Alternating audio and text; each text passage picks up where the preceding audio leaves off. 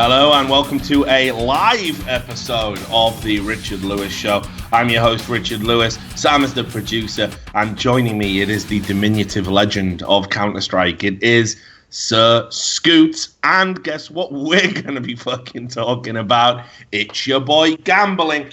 It's your boy. It's your boy. Scott, big day for Counter-Strike. Big day for you. We're both wearing black. I just noticed that. Didn't even notice it in the pregame. We're both wearing black.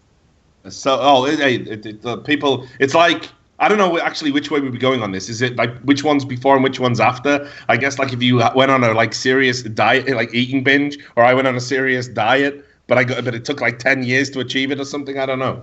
But anyway, look, let's first up, obviously we all know what happened today. We're going to talk about it in intimate details. But just recently, we've seen all of these stories coming tumbling out the fucking woodwork. Gambling, corruption, gambling scandals, people that weren't just taking advantage of a young and naive user base, weren't just breaking gambling laws, but were breaking other kinds of laws. All the stones have been turned over, and what slithered out isn't particularly good looking. And you were talking about this, like a year ago now, is it? It feels like a fucking year ago, maybe longer. You said that this would be the wages of sin, and lo and behold, it has come to pass. So just right now, with all the recent news about gambling, what are your thoughts? It was about a year and a half ago. It was roughly after the match fixing scandal that you broke about the iPie Bauer guys, right? And then that kind of 18 months. It was about a year and a half. I think February is when I made my first stink and my first like ugly tweet about, hey, CS:GO Lounge, someone maybe tell the FBI about these guys, right? In my typical way, like just swirled the fucking haters, right? Which is fine. Petition to get me kicked out of esports. I don't know how you kick someone out of a esports, but anyway. But it was really centric on like the underage gambling in the sense of betting on matches, right? What we're seeing a year and a half later, the type of websites that have become to dominate the market, I can't say that I even really prophesize would become as crazy as they are. So yeah, I made a stink about a year and a half ago. And again, I'm all for gambling. I've said it many times that I grew up in Nevada and went to school in Las Vegas. And I think gambling is a vice, much like drug use, alcohol use, prostitution, all sorts of things that are regulated in our society. Drinking alcohol is a vice, smoking cigarettes is a vice, if you will. And they're regulated by government agencies all around the world, right? Some states, some, all different federal laws, whatever, right? So I've always felt that gambling should always be regulated. I mean, maybe it's because I grew up around it, but it is of those vices, it's actually a pretty devastating one in a lot of ways because financially more than anything else. So I've always thought, cool, regulate it, right? And regulate it well. And I saw an incredibly unregulated thing happening, right? And regulation does two things. Regulation not only protects who's betting their money, whether they're of age and they understand the consequences of their actions. And again, it's not all about stealing mom and dad's credit card. It could be your own money at a paper route or washing dishes, whatever, right? Yeah. It's not how you got your money. But then the entire industry of gambling and gaming historically all around the world leads to a inherent criminal element. So if you make something really easy and financially prosperous, you could have a dirty element come in and make it even more so, right? And so that always scares me, right? Are they fixing odds? Are they fixing games? Are they not paying out when they should? Or, you just that's what regulation does, right? It does all that. It's not just an age gate. So a year and a half ago, none of that shit's happening. I would not have, again, foreseen what happened today due to all the scandals that happened since. I wasn't even thinking about it because part of me looks at all the games that are being played now, the dice sites, the roulette sites, all of this, and the problem with them at their core, even if legal, this is the funny thing about it, even if you're of age and they're legal, you are playing the biggest sucker casino games on the planet. Yep. If you ask any gambler of any worth, you would never bet on roulette. You would never play slot machines. Like that is a legalized sucker bet in Las Vegas. Those machines, those kind of things, right? Like the odd win dwarfs the income from everybody else. So like you're all playing a sucker game, underage or not. So I laugh at you, right? Now, if they want to regulate that, I am all for it, right? And then again, the skins, are they cash? That's a whole different thing, right? And that's what happened today is Valve is saying, hey, we will lock our currency away from you. And so we'll see how it really all shakes out. Like I don't want to sit here and say I told you so or I'm happy, because I'm not. I mean, shady businesses and shady guys still made, maybe gals, still made millions of dollars off people, and right now they're locking their doors and stealing that money that kids have bet and are in their coffers, right? So it's kind of fucked up. Well, I mean, I think this is how you know how fucked up it was. And again, like, me and you disagreed on this. So the good thing is, obviously, you know, we're fucking older guys. We're not gonna. Everybody kind of disagreed with me, unfortunately. Yeah, well, Richard. No offense to anybody, right? No, maybe I was just ranting ahead of the storm. I don't know, you know. Yeah, and here's why. Like I say, I agreed on the principle that it should be regulated.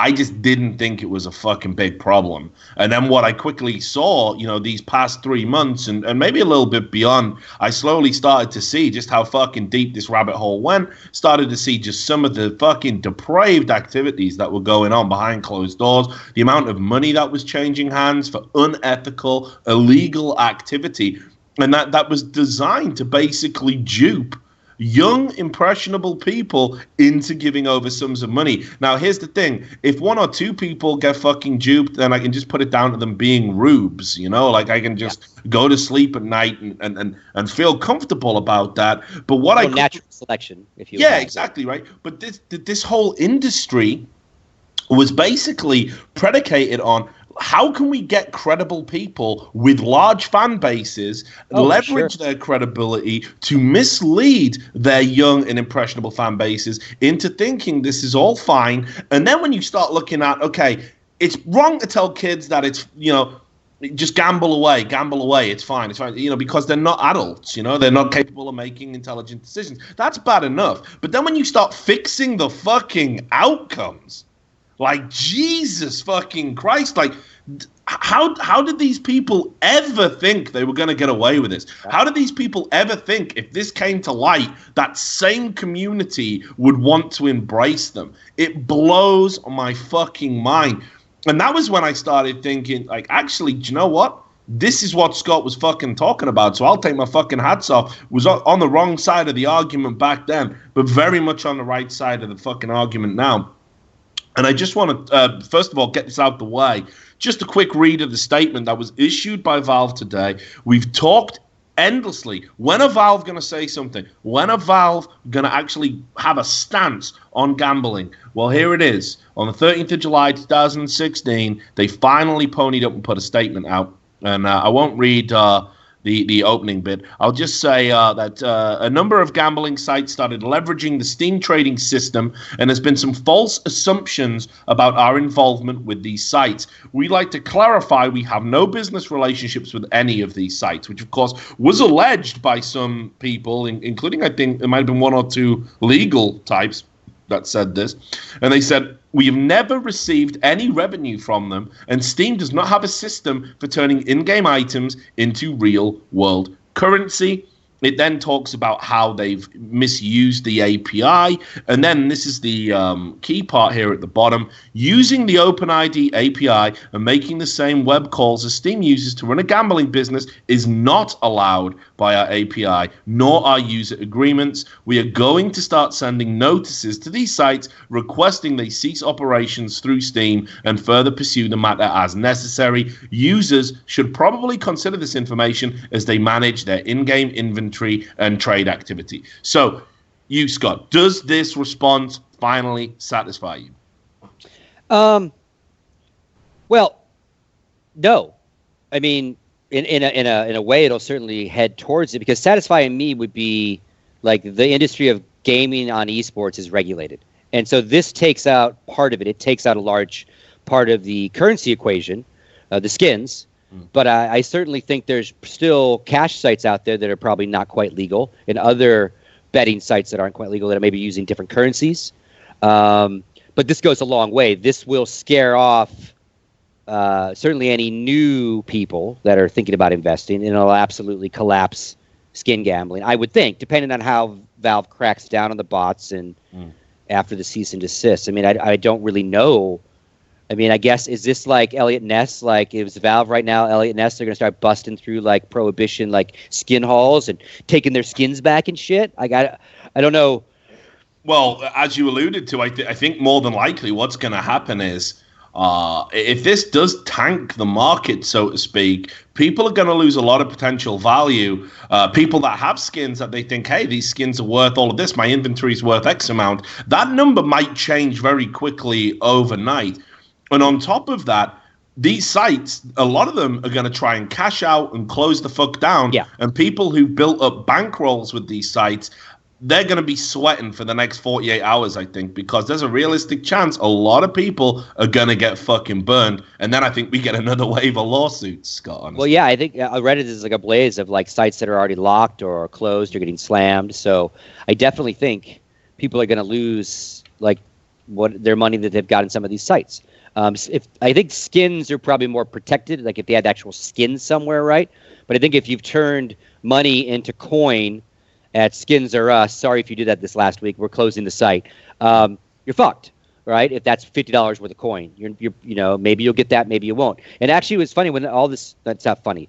When this went down, Hotbid tweeted at me and another guy, and they alluded it to when the U.S. government shut down all the poker sites, and everyone who had bank at those sites lost their money. I lost money. One paid out like full tilt, took forever to pay out, and one paid out quickly or whatever. But it was a problem. Right, so that's going to happen. And again, if you're already of fairly light moral turpitude on the kind of business you're going to run, because I don't care if you and I want to call it gambling, the people making millions of dollars know it's gambling, and they've rigged it. And I'm not saying they're cheating rigging. It's gambling. Gambling's rigged for people that run the fucking game. It's how gambling works, right? That's what blew my mind about it, though, Scott. It's already rigged. Yeah. It wasn't enough.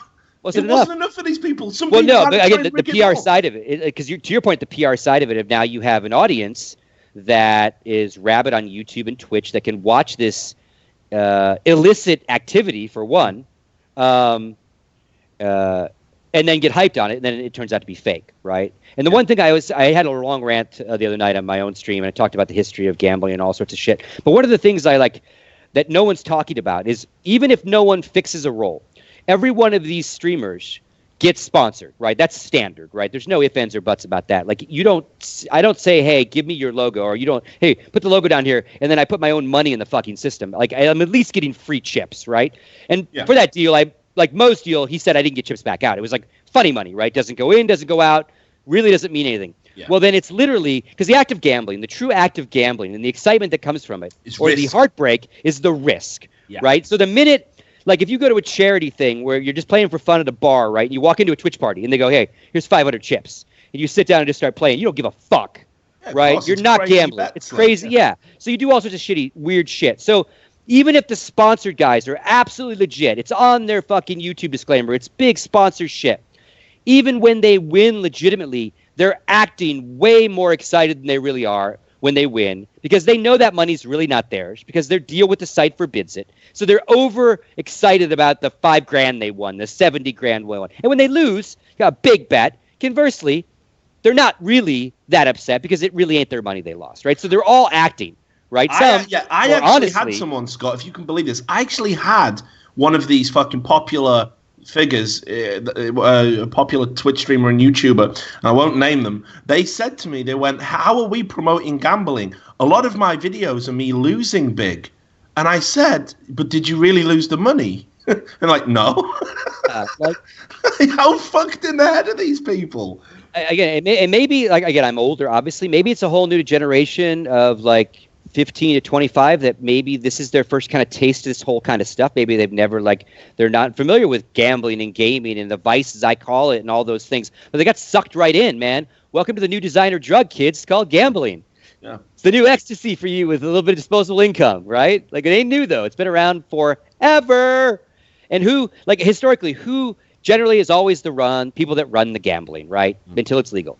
The crooks, the mob, right? Yep. The number, it's historic, it's legendary, right? And this is how it's going to play out, right? So now the criminals have been busted, right? Somewhere along the way, there's going to be regulation. There already is some. There are official sports books that take action on esports games. So we have legal sports books covering our action, right? They do proper age gating, all those kind of things, right? So we already have that.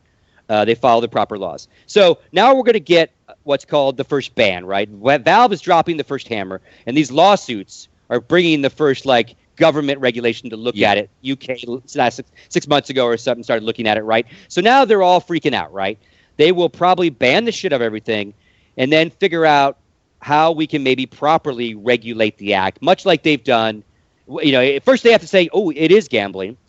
Is it worthwhile? You know what I mean? Like, because what always happens is the governments realize if we do regulate it, we do it well, we all stand to make some money here, folks, right? Because gambling is one of the highest tax rates too. Your gambling winnings are big, right? When you get declared, or if you legally win in casino, you win $100,000. They go, hey, let me just take 25,000 of that right now. We'll give that to the IRS for you, right? So history, my country is rife with the governments and colonies going, let's legalize it, and then the crooks get a hold of legalization, go, let's just be fucking super greedy, and they overstep their legalization boundaries. Government goes, morals, close it down, legalize it. Great Depression, everything was illegal before the Great Depression.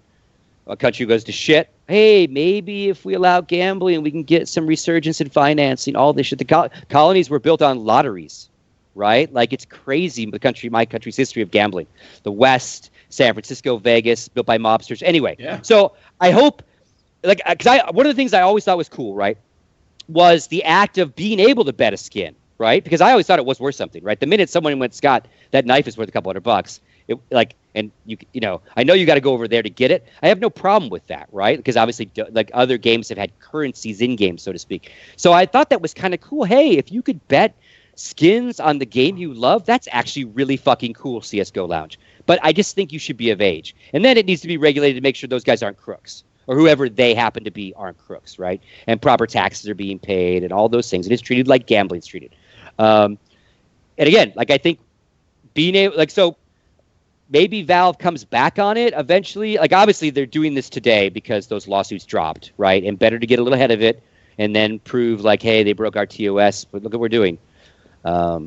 Yeah, and I don't know if, like, they've been legally advised to do this, or because look, I really don't know what to believe with Valve. You know, it's like, the thing about Valve as a company is because they have this flat system, they don't really have a hierarchy. Like, outside of Gabe Newell, there's just no big swinging dick in that place. Yeah.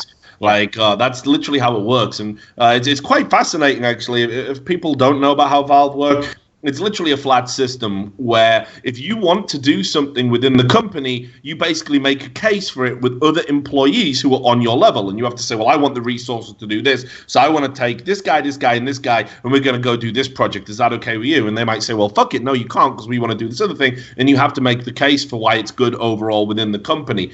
There's no bosses. It's completely fucking autonomous.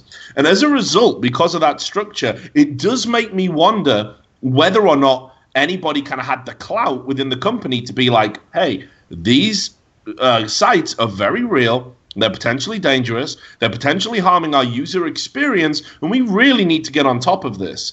Now, some people may very well have thought that within Valve, but when you do not have a hierarchical structure within the company, who's going to be the person that takes responsibility? And I think just it got lost in the noise somewhere. Like, the idea that Valve weren't aware this was going on is absurd, because Valve know everything. They got eyes everywhere. They know about everything they need to know about that's business critical. So they very much knew about the direction gambling was going in. I just think when it comes to, like, almost like the minutia, which kind of makes it sound unimportant, which of course it is, but almost like the minutia of whether or not users are having a bad experience, whether or not people are getting scammed, whether or not people are using the API to create websites to fake roles, to scam people.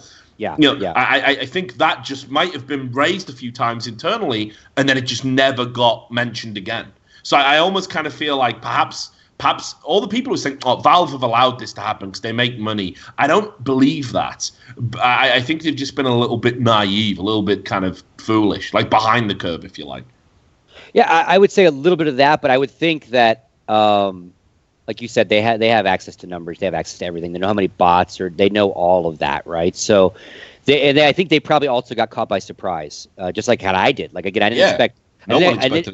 Really didn't expect a proliferation of sucker sites to take over what is CSGO gambling, right? Because it's not about CSGO Lounge anymore, right? It's not at all about betting on games anymore, or being worried about that. It's like hundreds of these other sites. So I think that caught them off guard.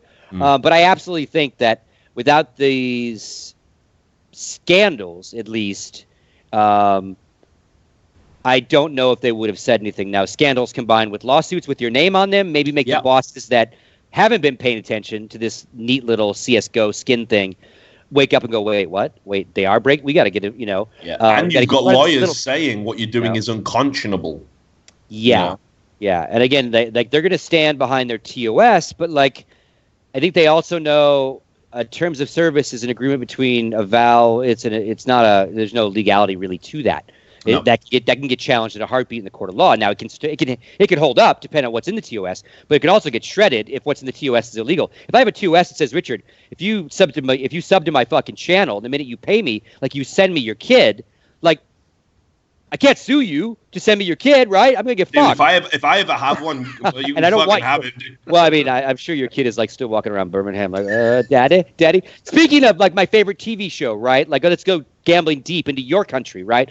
The motherfucking Peaky Blinders, mate. Yeah, right. Exactly. And I know the show I watch is fictional and mythized on them or all gangs, right? But where do they make all their money? Running the books at the horse track, and then what they do? They fix the races at the horse track. Woo! Hey-o! And obviously, prohibition booze, right? Yeah, but you think about it, every sports betting at all has led to match fixing, rigged outcomes, Yep. And sometimes, like, even just stuff like, they used to, like, dose the fucking horses, so they'd run a bit slower, the favorite would get fucked over. Yep. All sorts of crazy bullshit, all sorts of games. And it is true. Yeah. The lawyer that we talked to the guy. I think you watched this show.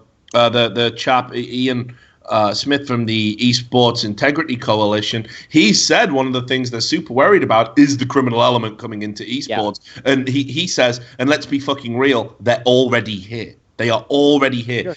People with ties to organized crime are already here. And why wouldn't they be? Absolutely. The estimation on CSGO Lotto was that during peak times, it was making $250,000 a month. That's fucking insane.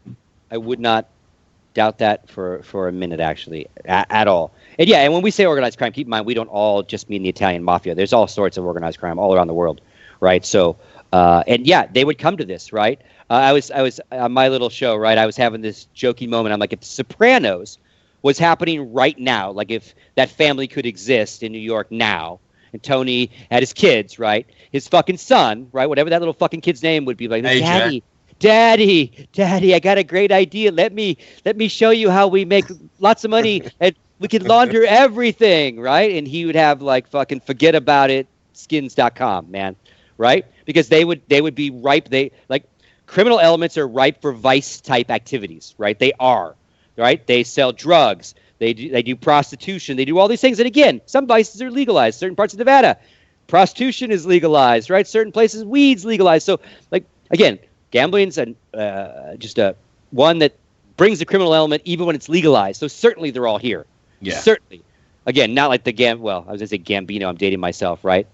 Speaking of my movies, the Gambino crime family is not hanging out. Gambino, yeah. Not the Gambinos. Anyway, but look, so let's talk about some of the specifics because I didn't necessarily, when all this stuff started to tumble out of the fucking woodwork, you actually didn't gloat a great deal. You weren't like saying, "Hey, I fucking told you so," or whatever. It's like maybe a couple of tweets or whatever, but we had like some very interesting scandals. Now, look, with the TMartin incident and whatnot, obviously that's deplorable. There's no grounds on which to defend that, to disguise and obfuscate ownership of a site, to pretend you have a sponsorship deal, to then promote it to your existing audience who don't even necessarily follow you for that sort of thing. It's something you've literally foisted upon them. And this seemed to be a point that actually not a lot of people brought up with, that like TMartin had said, like, hey, he was doing a little bit of gambling here and there, and they came up with the idea to create their own site, and then all of a sudden their streams just became about gambling on the site they owned almost exclusively. And they really pushed it on people, and at no point did they declare their ownership. That's why that's absolutely deplorable. Now we start getting into these interesting, murky areas. We've seen a number of teams have ties to these gaming organizations. TMartin, co-owner of Envious. There are a lot of serious and I think substantial allegations about FaZe having ties to CSGO Wild, registered in Antigua, of course. We've also seen evidence that I think is convincing that members of Na'vi, the CS team, representatives as well, Senya, have ownership of these roulette sites. Now, for me, I think this is just that's got to be nipped in the bud. We need a very clear direction that for a player to have an individual endorsement from a site is probably about as far as I'm willing to go. If the player himself owns a gambling website of any stripe, I think they shouldn't be allowed to play in Valve tournaments. I think it just opens up the grounds to corruption. And I think all the players should have to come out and fucking disclose what they own, what equity they have in these sites. We really need to get, we've got to shine a light on all of this. So just some thoughts about TMartin having this co-ownership in Envious. I find it problematic. Loads of people are saying to me, Richard, what are you fucking worrying about? It ain't no big deal. Hastro himself came out and said, hey, he makes no business decisions. Yeah, and again, I've never, I don't know TMartin. I don't know any of those guys, Syndicate, Josh OG. I've never really seen TMartin, around the Envious camp at Counter-Strike tournaments when we see them, right? He's not obviously hanging out with them in that sense. But when your, Twitter handle for years has been co-owner of Team Envious, and the company keeps growing and getting bigger and bigger and bigger, and it's gone way past you doing YouTube videos for them, and you're still claiming you're co-owner and no one's stopping you. You don't need to have a business title in the company to still have the ear of your buddy, the owner. Mike has come out and said he's good friends with him. He defended him and said that he thought he got caught up in an open business environment or something like that. What is that? Yeah. Underage gambling is exactly that. It's an open business environment. Misleading your entire fan base. And just because it's not bust, that's the thing. You can be breaking the law before the law is brought down on you, right? If I go speeding down a road that says 55, I know I'm breaking the law. But if I open up my house with slot machines and casinos, I'm also breaking the law, right? And that's all they've done. So God help you all if you made a lot of money and the government finds out and you're anyway based in the United States, because you are going to get fucked one way or another. Maybe not jail time, but if you made enough money and someone figures it all out, because gambling is quite illegal in my country, unfortunately, except in certain little pockets, right? Yeah, here's what I hated about that, though, Scott. Right? But I don't think I answered your question. So let me go back to that, right? Yeah, sorry. So do that first. So I certainly have not personally seen. I don't follow TMartin on Twitter, so I haven't seen much of if he had any public interaction lately with Envious, right? But again, if my good friend was making tens of thousands of dollars a month on a brand new business that he just opened. He's really excited about it, and he makes videos about it every fucking day. I would absolutely be well aware of it, right? And if I, again, had the moral fiber that I had, I would look at him, my good friend, and go, isn't that gambling, bro? Right? Instead of going, oh, you made 20 grand this month. Good job, bro. Right? And that's me, right? So even if, and then you wonder, well, God, what if TMartin went, here's $5 grand for the new house. Here, let me buy some furniture. Here, let me put some new TVs in that facility. And I don't want to delve down on Mike like that or the organization like that, right? Big growth. I know how run a team and it's really fucking expensive these days, right? And if your buddy is willing, he doesn't have to be involved in management decisions to go, here's 10 grand, bro, right? He doesn't have to be involved in team management to go, hey, MBK, TMartin, we know each other. How about you gamble with us? Yeah. And we did see those kind of relationships, right? Yeah. Which is again, and look, I know Envious players won exclusively with CS:GO Lotto. I know that, right? But the problem is that to then come out and try and deny, that was an independent sponsorship that player pursued, which we absolutely didn't. Really, I mean, really, you want me to believe that? Really? I have a hard time believing very many pro teams have any sort of contract where a player could actually go pursue outside sponsorships without their management at least being aware of it, or actually probably brokering it to help them to make sure they don't get fucked and probably get a cut of it. And certainly there's the magic lineup of it just happening to be TMartin's site. No fucking way. I don't know. I watch a lot of CSI, and I don't even have to hit enhance on that motherfucker, right? No, what? Right? Jesus, this fucker guy left his fucking fingerprints all over this place. Yeah. So And this is what the question you asked me is, what do I think about players and stuff? And having shares of it. I think the business is illicit right now. It is an illicit, open business, and so therefore, I think players should have nothing to do with any sort of these sites because they're not legalized yet. They're running a very murky line, and it's impossible for you to tell me it's not the act of gambling. So therefore, it's illegal if it's not regulated.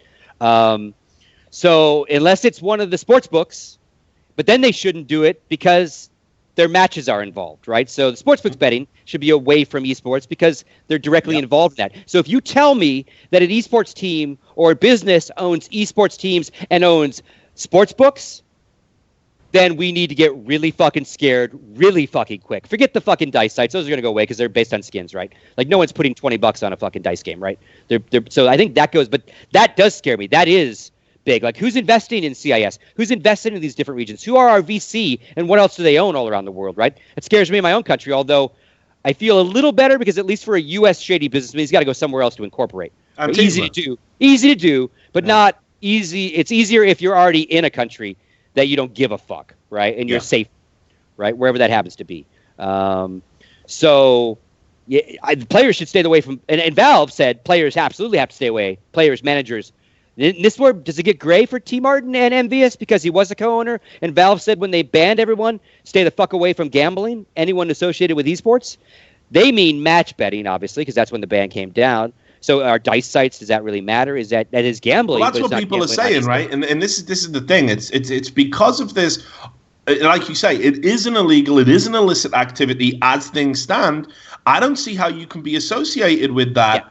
And associated with the byproduct of that, which is misery for a lot of the people that have to engage in it.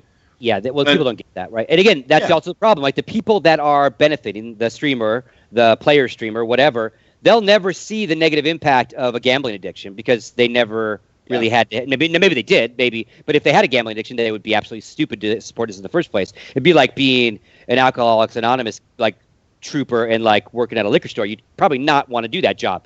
I know why they do it because they make stupid, and that's like that would be my first thing. Wait, you're willing to pay me $5,000 a month to do what? Yeah. Is there something wrong with this picture? Because my salary is only a few more grand more than that. Why would they want me to do this? Because it makes stupid amounts of illicit money because it's illicit. And that's why it makes stupid amounts of money because kids are doing it, right? Like they'd all make less money if just adults could do it, right? And that's going to be the worst thing, Scott. That's going to be the worst thing because it's like, okay, I'm sick of hearing about these motherfuckers that supposedly care about our space, our industry. It's always the same people that talk about that incessantly, how they want to do good and we're going to build this up. And those same people tell me, hey, gambling's done a lot of good for this industry. Well, no, what you mean is it's done a lot of good for your fucking bank balance. It's helped you bankroll teams. It's helped you aggressively expand in this space and take on teams you couldn't ordinarily afford and get to tournaments you couldn't ordinarily afford to fit in on a calendar. It's basically offset your shit salaries that you pay these players by giving them personal sponsorships where they make a fortune. All they have to do is stream, which they had to do anyway in the contract agreements you made them fucking sign. So it's been a boon for those people. Hasn't been a boon for Joe fucking Public. Hasn't been a boon for the people who are like, shit, like I'm getting fucking rinsed on these skins. It hasn't even been a boon for the players that do not take money from these organizations. Find me a pro player that's ever like lost a fucking game and not had skins bettors fucking rage at them. We saw several tweets today from pro players saying, thank fucking God. We saw guys like Crims talking about shit kids in this business. And the thing is, I don't necessarily blame those people. You shouldn't be doing it. Obviously, it's a terrible way to behave to another human being. But in their frustration, if they are underage and they really can't comprehend what's going on, you can almost excuse them wanting to take it out on the players because at the end of the day, they don't see the villain. They don't see the villain, which was the fucking pusher that peddled this shit onto them. Pusher, man. Yeah, exactly. They don't see that, bookie, right? Man. Yeah. And again, and you don't have to steal mom and dad's credit card. Like all those things just go away. It just. But yeah, I think esports needs to. Here's the issue. Everything you said, absolutely true. We're going to get hit because we're going to lose viewers. Because the betting sites closed down, that's a provable thing that has helped real sports grow, like bookies, legal and illegal. Sports books in Vegas all around the world. People betting on sports makes people more engaged in the sport. They're more apt to watch the sport, care about the sport, read about the sport, all those things, right? And we have that too. So we will lose some viewers because they're engaged because of this other activity that has hooked them in, right? I don't know how many are engaged because they spin the lotto wheel and then watch the major, but certainly people betting on Fnatic and SK. And if that was their hook, they might watch lesser tournaments or not obviously do as much. I get that. That's the nature of it, right? Yeah. And that's why I'm for regulate it versus kill it, because let's get some of those legal gamblers back, because I'm cool with it. I don't mind the vice. I got plenty of fucking vices, right? But teams, again, like history is rife with sports match fixing. So even if you allow that part and all the bullshit skin shit goes away, like we do need to be worried about as gambling grows legally even, the fix can get in, right? It's historically all around the world, right? The Italians have fixed in football. My country is full of fucking. Yeah. I just saw a documentary on the Boston College teams in the '70s basketball team that fucking. Yeah, that was the one where Ray Liotta fucking narrates that one. Yeah, dude, it was so cool, man. Because Ray, the tie-in to it all is Henry Hill, is the character Ray Liotta plays in Goodfellas, right? Yeah, right. And one of his last interview Henry Hill did before he died, I think. Yeah, a good documentary. Anyway, for those watching at home, the Boston College basketball team, good team in their conference in the 70s. A couple of the players partying with cool dudes, right?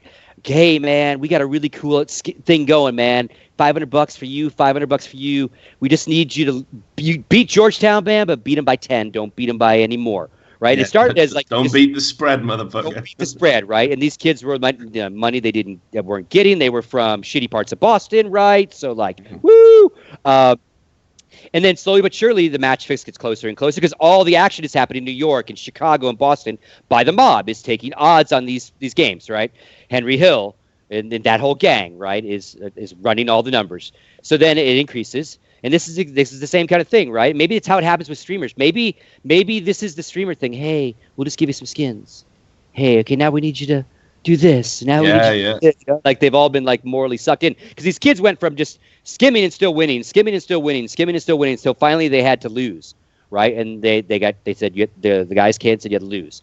Yeah, you got to lose. You're the favorite now. Like, and that's when they freaked out. They're like, no. And that's when in the interview they're like, the entire tone changed. They were no longer our friends, and they were like, do you know Butch? You remember Butch? Yeah, you remember him? You need to lose the fucking match, right? And the mob, like a break leg kind of things, right? And so they threw and eventually got caught and everything. But again, like this is the kind of shit that comes with gambling, right? So, like, it's crazy. So we should be worried about it. We should be worried about it. So look, with that said, then, like, are you disappointed with when again? I'm not singling him out. But are you disappointed that like a guy like Castro, who again, I just feel his head was all fucked up on this issue to be in his position and to come out and defend TMartin and say, hey, he's a great guy. That appeal to authority. Hey, if I like him and you like me and you like the way that I run my organization, you should like this guy too. Which I think is fucking, again, it's a deplorable use of your influence. But this is a guy that actually, and this is where, I do have a little bit of an axe to grind, Scott. I won't try and hide that. He said, I understand Richard has got to do what he's got to do to get the views. And I just thought, motherfucker, I've been watching out for this fucking scene 10 times as long as you've been trying to profit from it. Yeah. And this guy's going to fucking tell me I'm doing it for fucking clicks. Holy shit, like. You know what I mean? He's made more money in his fucking playing career than I've done in 12 years of doing this bullshit. You got that fancy Turner job now, man. You're full sellout mode. Yeah, you've made it. Yeah, and I'm still doing this. Even more so, you don't need these clicks, right? That's even funnier, actually. And fucking credit to Turner. I'll tell you what a great fucking employer they are. They're letting me do these shows. Let's not get into Turner. We don't want to go down that. That's a whole different show. Well, that's for another fucking show. So, Mike, my point to your question about Mike, I think he handled it bad. I really do. And he got called out by me, by you, by my buddy Alex, got involved, who rarely like pokes his head up, right? Right. Alex Garfield, to the people watching, this is the guy the founder of Evil Geniuses, who again he's a guy who's kind of like, took the money and is enjoying his esports retirement, works at Twitch, doing the GGA thing, which they kind of assimilated, working on sponsorship and business partnerships for people under the Twitch umbrella. And even he said, "Mike, you're fucking better than this, dude." Yeah, and I think Alex and I lived some shit that made us because we actually talked about this a little bit, and I think regardless of how he personally felt, the evidence was stacked up against TMartin instantly and properly, and there was no real need for much more investigation. It was de facto fact. And if he asked his friend probably would have told him, or he already knew that all of this was true, right? So it wasn't like he was accused of murder and maybe didn't do it or whatever, right? It was obvious. Now it's just a cover up in and then that turned into its own scandal, the cover-up scandals, right, and the video that went away and all this stuff. So I think how he handled it was absolutely wrong. Don't defend so quickly. I don't think you need to. And I think his action should have been immediate. Maybe a little longer before the public action, but in private. And again, I'm not Mike wasn't surprised that his buddy owned a fucking gambling site. Exactly. So, exactly. He's not going to go, "Oh my God, you own that? I must buy your shares. This is bad," right? So he already knew. So he was cool with it. So, but what he should have had to say to his buddy is, "Look, now we have to distance, right? And either on current valuation or what him and his buddy thought TMartin's contribution was years ago when he did do stuff for the company, he should have been bought out of the company instantly because a scandal was already done. It was happening. It wasn't about to brew. It was he's guilty. He's fucking guilty. And now it's just what happens to him, right? He is absolutely guilty of these charges, right? And now he might get jail time. He might just get busted by the FTC. He's got FTC shit. He's got gambling shit. He probably has IRS shit.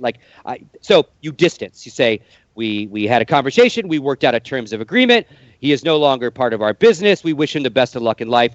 I personally think he's a great guy who got caught up in a bunch of whatever, right? Spin whatever you want after that. But end your ties. And Alex and I, what we were laughing about is remember when we just hired a broadcaster to help us do some StarCraft, and it was found out that he, in his own personal streams, unbeknownst to us, he dropped the N-word. Dropped the N-word.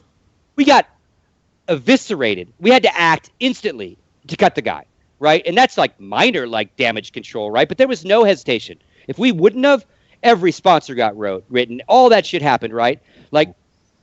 That's one reason to react. You get. And again, the poor kid didn't do anything against our brand. It was what he did at home. Idra finally loses his mind. His story player, have to cut him, right?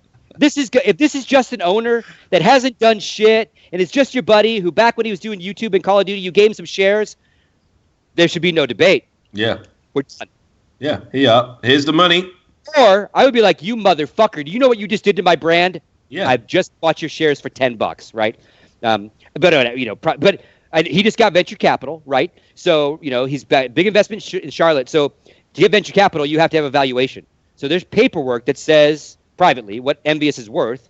Mm-hmm. And therefore what his percentage of, yeah. So technically buy him the fuck out, man. Have one of your VC buy him out and then make that announcement, and then no one will yell at you. No one will complain. No, there's no negative to that, right? That's what he should have done.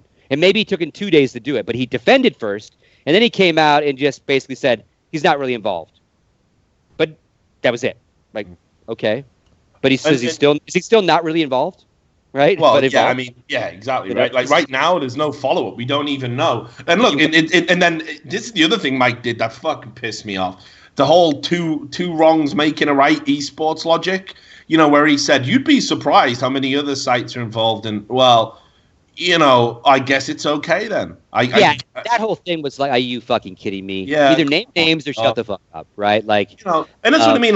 The fact that he went on and attacked people like me, people like you who were criticizing this shit. And it's sorry. In his press release, and as a company, we have been approached numerous times with these types of sites, but we've always felt the moral ambiguity about this type of business, so therefore won't be involved in it. But your players are, and your best friend is. Okay, spin it, spin. Yeah, it's unreal, isn't it? It's unreal. And again, back to Alex and I. We used to when we got Monster, where we were so excited, right? We finally landed a mainstream beverage. No one other than Red Bull and MLG had that going in North America. It was huge, right? And it was big financially for us. But even we, in our callous sellout mode, right? If you want to call us that, we're like, sugar water to kids, not good, right? Not quite cigarettes though, bro. Right? So even on those kind of sponsorships, everyone gets shit. Really? Should Monster support all this, right? Should Red Bull be involved? Kids are like, if you have that conversation at all in your mind that the underage of our esports shouldn't be affected by some of these brands, then how the fuck can you allow this to like live and prosper, right? Everywhere.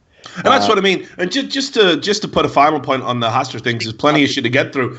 Just to come out and attack. Yeah, we all love Monster. They're great guys.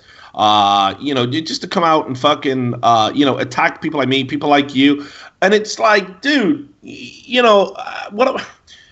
We were the people who, when he first came into the CS space, he reached out to us. So I'm like, why don't you go and rack your fucking memory? When you wanted hookups with all of these pro players because you wanted to pick up a CS team. Were we doing it for clicks then? Were we doing it for attention then? I did that completely off the fucking books in private as a favor to this guy. So I couldn't fucking believe that shit. Let's not go behind the books with him. Because we've both helped him a lot, I think. I generally like the guy. What a guy, right? No, I don't know in that sense. But yeah, money changes everything. Look at me. I'm an asshole. Oh wait, I was always an asshole. No. You were always an asshole, though. You were always a fucking asshole. So I think like esports needs to be really careful of it in that sense. Again, the spinny stuff, like players should stay the fuck away because it's like illicit.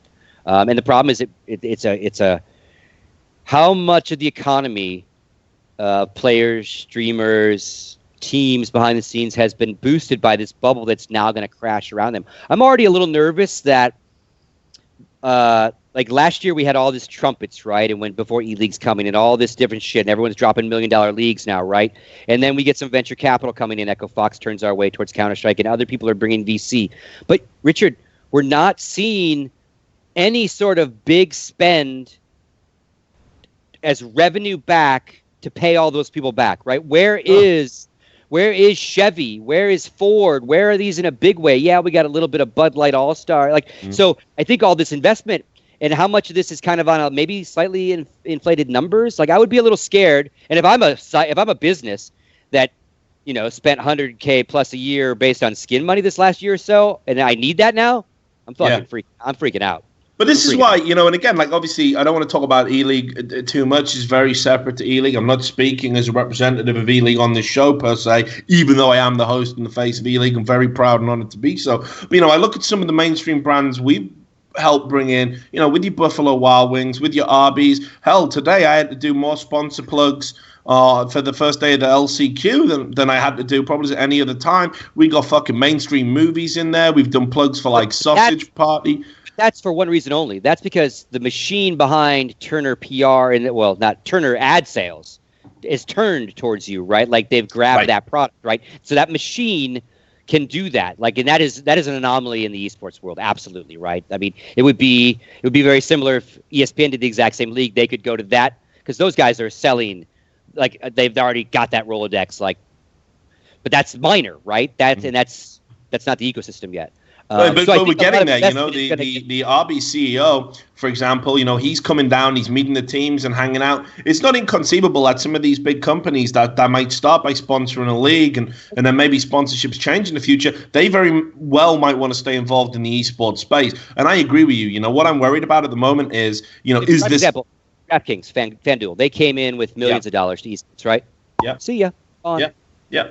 And that's why, again, and this is actually a good segue into what I wanted to talk about next, which is a lot of pessimists have been telling me for the longest period of time, CS is in a bubble. Even the people who publicly say, we believe in Counter-Strike, we think it's robust, this is the big esport now, we're going to support it. Privately, they say to me, what if we're in a bubble, Rich? This could be a bubble, I've seen these esports bubbles before. And when you combine with these unsustainable sponsorships that have come in, the gambling revenue, the fantasy betting revenue, and the fact that it's venture capital, there's the two most terrifying letters to me. And the extra eyeballs of those things make everything else sellable, right? Even more sellable. So even tangentially, the illicit helps the licit. Right. And what happens if, like I say, well, I think we can safely say now the gambling era in CS is gone. The fantasy betting era in CS is gone. And are people going to want to invest when they start seeing these smaller numbers? So the VC might get scaled back. So now what happens from a business perspective? You know, is this the beginning of the end would be the fucking question. I think it's definitely going to hit us for a lot of reasons. And they're not just gambling being shut up.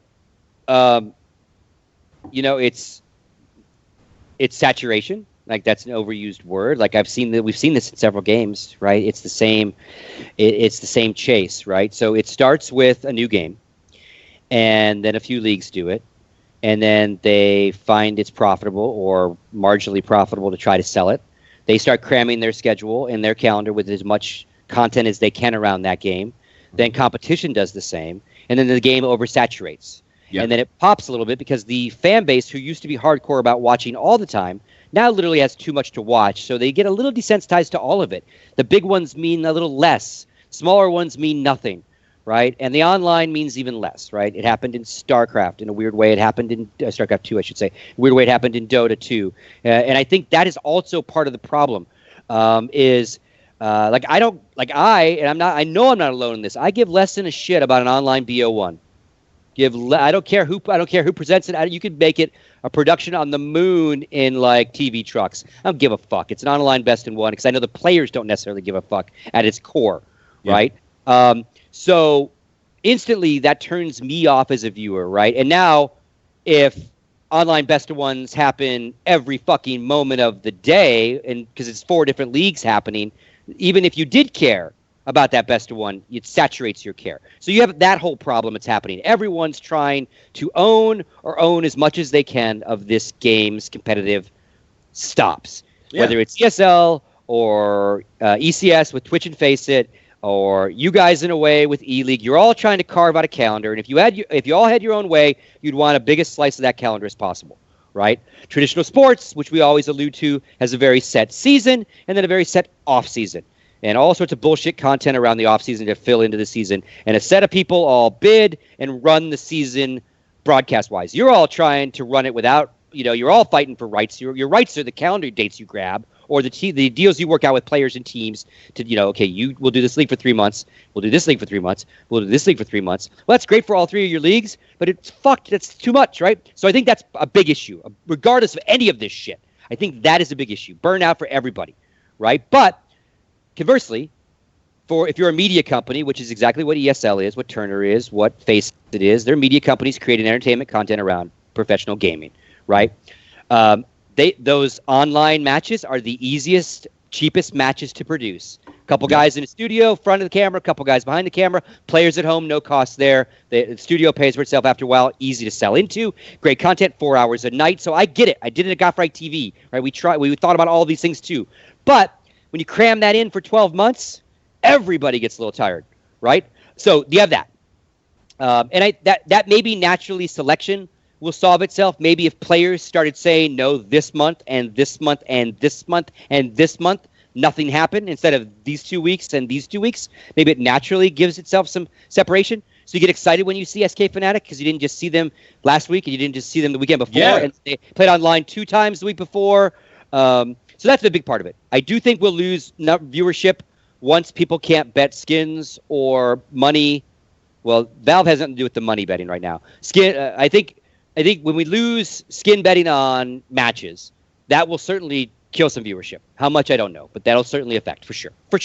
I mean, it is going to have an impact. We just don't know how big. And look, I believe that personally, I think this is good for the fucking scene. Honestly, I know people are going to say I'm fucking crazy for this, but I think sometimes you got to take backward steps to go forwards. Like, we were built on a very fucking shaky foundation with all of this gambling stuff, and a lot of the money that was coming in, it wasn't fucking sustainable anyway. Eventually, they would have gone away. But let's say it never got regulated. Let's say none of this shit ever happened. The day it stops being profitable, it all goes away anyway. But gambling is always profitable. That is sucker born every day. That is the thing about the business of gambling. That's why Vegas, again, it's like legalized fleecing of people. Like, it's funny to watch, and it's funny. I go do it. I gamble. I play smarter games, but and I play with the active. If I lose my $200, I hope I get a couple hours out of it and get some drinks, and away I go. But Like it's like next time you go to Vegas, people watch and look to see how many people are truly like happy gamblers versus like. Christ. I told you I spent 4 months out there. Everyone's mean little face. You talk to the Renegade guys, and they're like, "This is the most soul-crushing experience I've ever had in my life." Like I literally, like, because it like you get it after a while. You're like, "Oh, this is no longer weekend fun with your buddies, right?" It quickly go like you're like, "Oh my god, this is a literally a machine meant to go." I get it, and I like going to school in Vegas and like classes on like how casinos operate and like try to find a clock at a casino. Try to find a window in a casino. Try to cash out. It's in the back of the casino. Everything makes you go through the casino. Like it is built intentionally by very smart people, like to like lock you in. It's crazy. It's even legal. But again, if you're of age, it's a legal vice, right? So go for it. But yeah, I don't know what our last rant was on. Yeah, still heard it. Here's a big one. No one. I don't know if people are really talking about this. This last majors numbers were down. Right? And people are saying a lot of things. Yeah. Well, time zone, all these different things. Well, Cologne last year was same time zone, different time of year, maybe a little bit. So a lot of natural things will do it. I think some of it would have been oversaturation. We just played ECS, but it's still a major. So I think there's always going to be hype there, right? Twitch recently said that they were suing the top 5 viewbot companies. And I don't know if any of that went into effect or how many thousands or hundreds of thousands of bots might have been involved when it comes to our majors. Right, so through no fault of any organizer. Souvenir drops as well, right? So yeah, and if there were bots in mass that controlled that, but yeah, so I don't know what they locked down or what they might have kicked out of the system that and that's not. So you can't blame PGL's bad observing. You can't blame ESL like for time zones or anything because again, like that's a fake. And so here's the thing: if we've had those fake numbers for the last year and people went, these are the numbers here. This is my sheet. Give me lots of money for my tournament because of these numbers. Yeah. And those numbers are like literally like half, 75%. Like I that's scary, right? And I don't know. So I think, but I'm with you. I don't think it's going to kill the game because the game itself. What I need to see is how many people. And here's the problem. I don't know the stats you see on Steam of players and users of the game. Are they playing? Or they logged in to change skins. Like, yeah, well, we've always seen that number rise, right? Like yeah, but it's the other thing. For the first time in a while. Yeah, that's lowering. That's lowering as well. Now, look, keep in mind, I always think if Valve ever wanted to, that they can literally play the free-to-play card. And you know, we still haven't really made inroads into the Asian market. That's why I don't think it's doom and gloom. It's not. Because our game is not. Like what is hurting our game is not a broken game. And in some games, for example, I think StarCraft 2 in part, and I'm not a StarCraft nerd, but I know a dissenting player base of the game did not help that game's popularity stay popular after a while, right? They did not stay engaged as players. I don't think we have a problem with Valve in that regard. We can always bitch about updates or whatever. So it's not doom and gloom, but it's going to reset us to maybe more of a sustainable and real set of numbers and then therefore economy around those numbers, right? And you're absolutely right. Valve can do all sorts of things very easily to help boost some things right back up, right? They just recently embedded, like they embedded the stream, but if they made it free, and now again, the game has cheating issues, has all those things at the matchmaking level as well that piss off people. You know, we don't think we have to talk about that. So the numbers are going to get low, but I'm okay with that, man. I mean, that's the nature of it. You can't. Thing is, I'd rather have the numbers halved and know that the audience was fucking dedicated, there for the game, super excited, an actual fan, than just some guy watching thinking, I hope I get a souvenir case, or I bet I bet some knives on this. Because, dude, match fixing's still going on by the fucking way. That hasn't gone anywhere. There's still a bunch of that shit going on. I get sent stuff every fucking day. There's just not enough hours in the day to look into all of these corrupt angles of things that are still associated with the game. Did you guys throw today at E-League? Like, that first match, that ended pretty quick, didn't it? It wasn't supposed to be quick. Second match. Now we don't need to worry about anything there. But you know, like seriously, this is all still going on. So I don't want people that are like part of a fucking forum, okay, that like got a tip off and they've bet their entire inventory and that's why they're watching the game. Not because they genuinely care about the outcome. Yeah. Fuck those people. I mean, but again, Yeah, again that's a more drastic stance, right? Again, like I can't say I'm okay with gambling as long as it's regulated, and not be okay with someone betting on an esports match if it's properly regulated. But even with properly regulated sports, the fix can be in, right? So again, that's where you need to. It's not just age gating; it's agencies in place watching for this kind of shit and protecting, right? Like Korea seems to slowly catch their mobsters doing shit, right, on the StarCraft scene. But yeah, so I guess I'm different in there. I'm okay with it if it was totally like properly, like again, like the sites that you can already legally in that country. Yeah, but the thing is, okay, like, right, I may place a sports bet on a sport and then have no intention of watching it. I'm not saying I don't want you to bet on Counter-Strike. Yeah, like, I'm like you, right? Have at it, right? That's great. But what I'm saying is, if the only reason you're ever in this vitally important number that gets bandied around, and let's be fucking clear here, in our industry, viewing numbers can be life and death. Once you have that stink of dead game on you, investment stop, opportunity stop, the player base starts to shrink, pros start to look at other opportunities. We got Overwatch over there doing pretty fucking well for itself, and I know enough about Counter-Strike players to know that, hey, everybody has a love-hate relationship with our game because it's fucking hard and it's demanding, and when something big and shiny comes along and it's growing, historically, players have always been tempted, but they come back to Counter-Strike because while it's a cruel mistress, it's a fucking beautiful mistress, right? You know? So, so what I'm saying is, if these people, literally, their only involvement in being part of that 1.5 million number is just to make money in their inventory, fuck them. I am not interested in those people. They're not Counter-Strike fans. I don't count them as being part of the community. They're passing through. They're trying to profit while they're here, and that makes them as bad as a bunch of other assholes, in my opinion. With you on that. Fair enough. Good. Fair enough.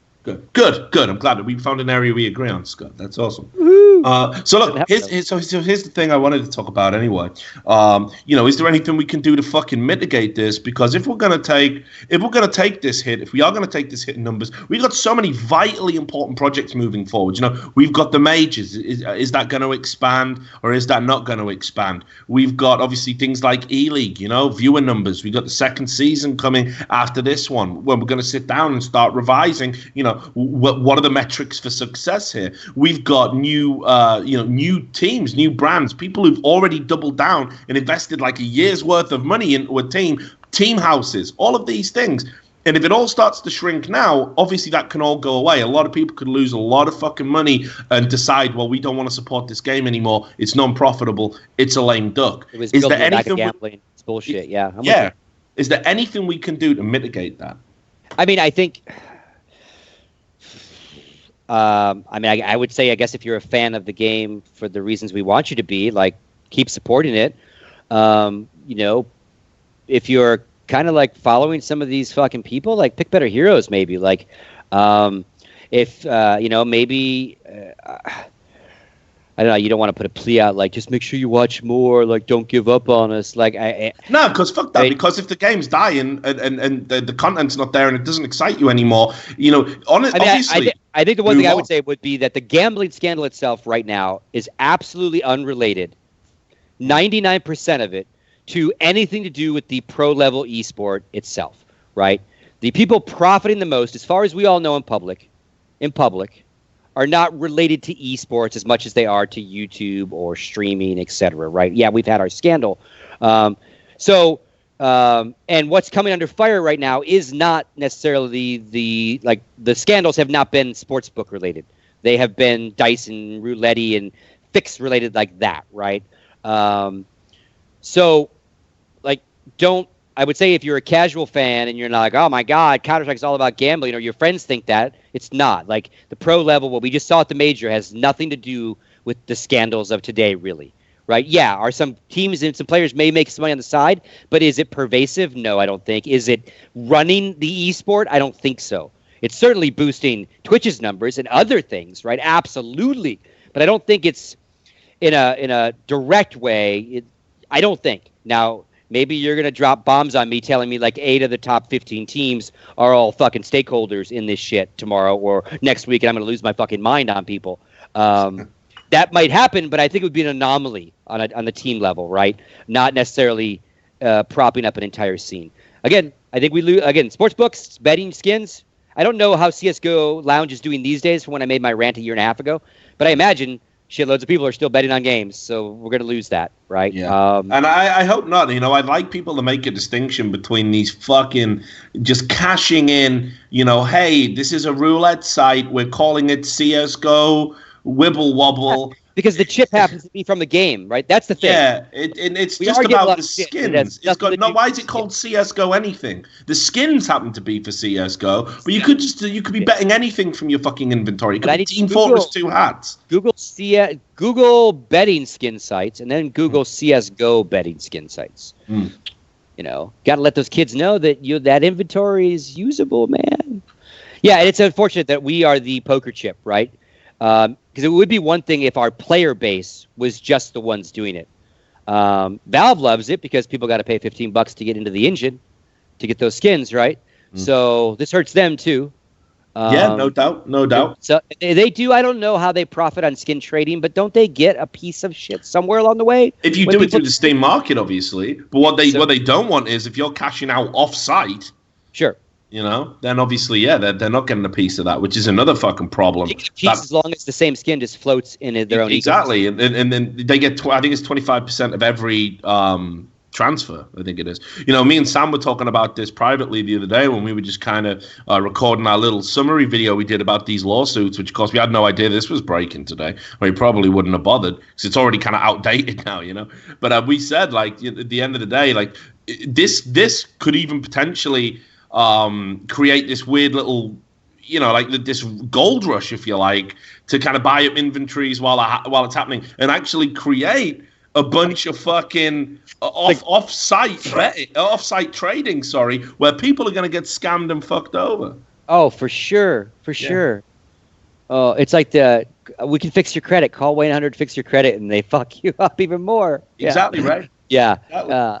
So the mitigating stuff again, I would to the whole part of lower viewership. Like, can we encourage our leagues to care a little less online? Can we encourage our tournament organizers to give the players a little bit more time off, which will then separate their content, which will actually in the long run make their content more valuable? You know, like everyone's like planting their fucking dicks on the moon right now, or trying to. And no, we're a player team league. No, we're a team player league.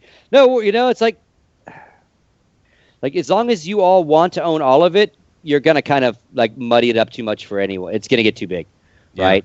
I mean, in some ways, I almost wish, like, God, maybe one company should take these two games and one company should take these two games instead of all of them fighting over the same 5 games all the fucking time, right? So again, you ask guys like Hastro or these leagues, they would love actually just be the NFL and close it down. 16 top teams, we run it, locked down. Problem is, as things stand at the moment, because people are, you know, like you say, I'm a big believer in this oversaturation being a problem. You know, the people aren't, you know, I don't think elite level teams should be involved in online matches anymore, frankly. I know it's I know it's easy content, but at the end of the day, no one enjoys playing online games. It's like you say, what's an online best of one fucking mean? And the cast don't care. Not you don't do it, but like you just tune into those guys and like they're just trying to stay awake. Like no. Well, I mean, come on, you've seen James and DDK. You've seen the shifts they put in. And especially now because they're traveling so much, it makes it even worse content because they're all tired and jet lagged. Same for players, same for everybody. Management probably doesn't like it because they don't really like. Again, just pull back on online, and I think that alone, like, pull way back on these like 2.5-month online leagues, man. That will drastically change our landscape for everybody. I think it really, really will. And I never thought I'd say this, Scott. Right? You know, but I'm just gonna say this, and this is an aside. This battle where it's like the axis of evil, supposedly, you know, ESL, the MTG companies on the one side, the fucking freedom fighting rebel alliance on the other of everybody else, and they're just going at it, and it's like you announce a prize pot, we announce a prize pot, you announce a league, we announce a league. This arms race isn't good for the fucking scene collectively. It just isn't. Yeah, it's unsustainable for all the parties involved in a lot of ways, man. And it doesn't. It just doesn't. We've always had this. Man, we've had like these moments of like, we'll all play together, and they announce we're all going to share a calendar, we're all going to be nice, and that all falls away like 6 months later. Like, Of course it but does. they really like, and again, I don't know how you fix it. These are all big businesses now with lots of investment, and they all obviously care about their market share. And like, I don't run them, and I'm just a hardcore esports fan. But to me, like, this fighting over scraps at this point, and like everyone needs some breathing room, I think, and I think there's business for everybody. And I'm sorry if you built your business on unsustainable business models, and now you have to like stretch like this to welcome to capitalism. Like, yeah, like, ouch, right? And again, not the topic of the show, but we're still also in a sea of like one unrepresented area, right? Like, especially as all this gets bigger, the players are still the ones way over here, right? And it's just crazy, man. Like, I mean, there's someone in the chat just here. I'll mention his name, Sam Hills, and he says, I think it tricked our CSGO team is averaging 3 league games a day, sometimes more, usually for just different leagues. And they're just doing that, obviously, a lesser teteam to try and get that foothold in, get an opportunity, qualifiers. Yeah. Can you even fucking imagine that kind of grind? And the thing is, what's really fucked up is, I'm talking to these pros when they're at E-League, and, we're doing what we can to kind of, bet them in. And they're saying, like, we got online games that we have to play tonight. I'm like, what the fuck is going on? Like, it's insane. Yeah. Again, I think online, and again, like, I have said it to players forever. You have said it to players forever. And, bubble be damned or not, like these guys really need to, like, put their fucking foot down. I know it's a gambling show. Because, again, like, literally, if the top 10 teams on the planet collectively got together, 60 guys, plus their coach if you want, and said, we are no longer playing online matches, they would stop, right? I mean, like, it maybe takes some transition time, but, like, literally, if the pros, like, they have more power, they use it in some weird ways, sometimes for good, sometimes for not. Like, they finally said to everyone, hey, these 2 weeks we don't schedule anything because we're not fucking coming, right? They need to have a little bit of balls, right? And again, I think, like, online, I don't even know what numbers are like online anymore because I don't watch it. Because, again, to me, like, I don't even like your really amazingly produced best of ones in a studio because, to me, in the context of the tournament, that you're throwing, they really don't have value, right? It's a seeding for what's going to happen on Thursday. So I'm like, I'll just do it on Thursday, right? Long before I was kind of upset with the decisions E-League's made, I was like, fuck, the production's cool. Take but, like, it easy on me. No, but you know what I mean? Like, as just a hardcore fan, like, now that it's on TV, like, it's produced like it's on TV on Twitch, obviously, in those days. But the game has, even then, super produced. You guys are great and funny. The castings are great. Obviously, my buddy Jason's doing production. Good observing. I don't care enough to watch it because to me it's a best of one that really has not hardcore value, right? So best ones online that in 6 weeks lead means something, in 2 months means something. Like, come on, like, just like that would, I think that alone, dude, like, if you, like, the one thing I think would surprisingly open up the calendar for everybody, right? Like, come on, a guy's got to play one match while he's at your place, and if he's on the road, like, he's got to figure out a hotel or a LAN cafe because he's getting ready to do ASL, he's got to play another one? No. That's just bad Counter-Strike, right? And no one wants it. Teams probably don't even want it because it's a harder thing to schedule, right? And manage and handle. And they would love their players to be better rested, so they would scrim and watch demos and do all those other things so they played better when it really mattered. But again, you have to convince the content creators, the leagues, that actually in the long run it's better for everybody. Right, and I don't know if you can get away with that, right? I don't know if they would flip that, right? Yeah, because it's all about hours and logos, right? And how many people watched it.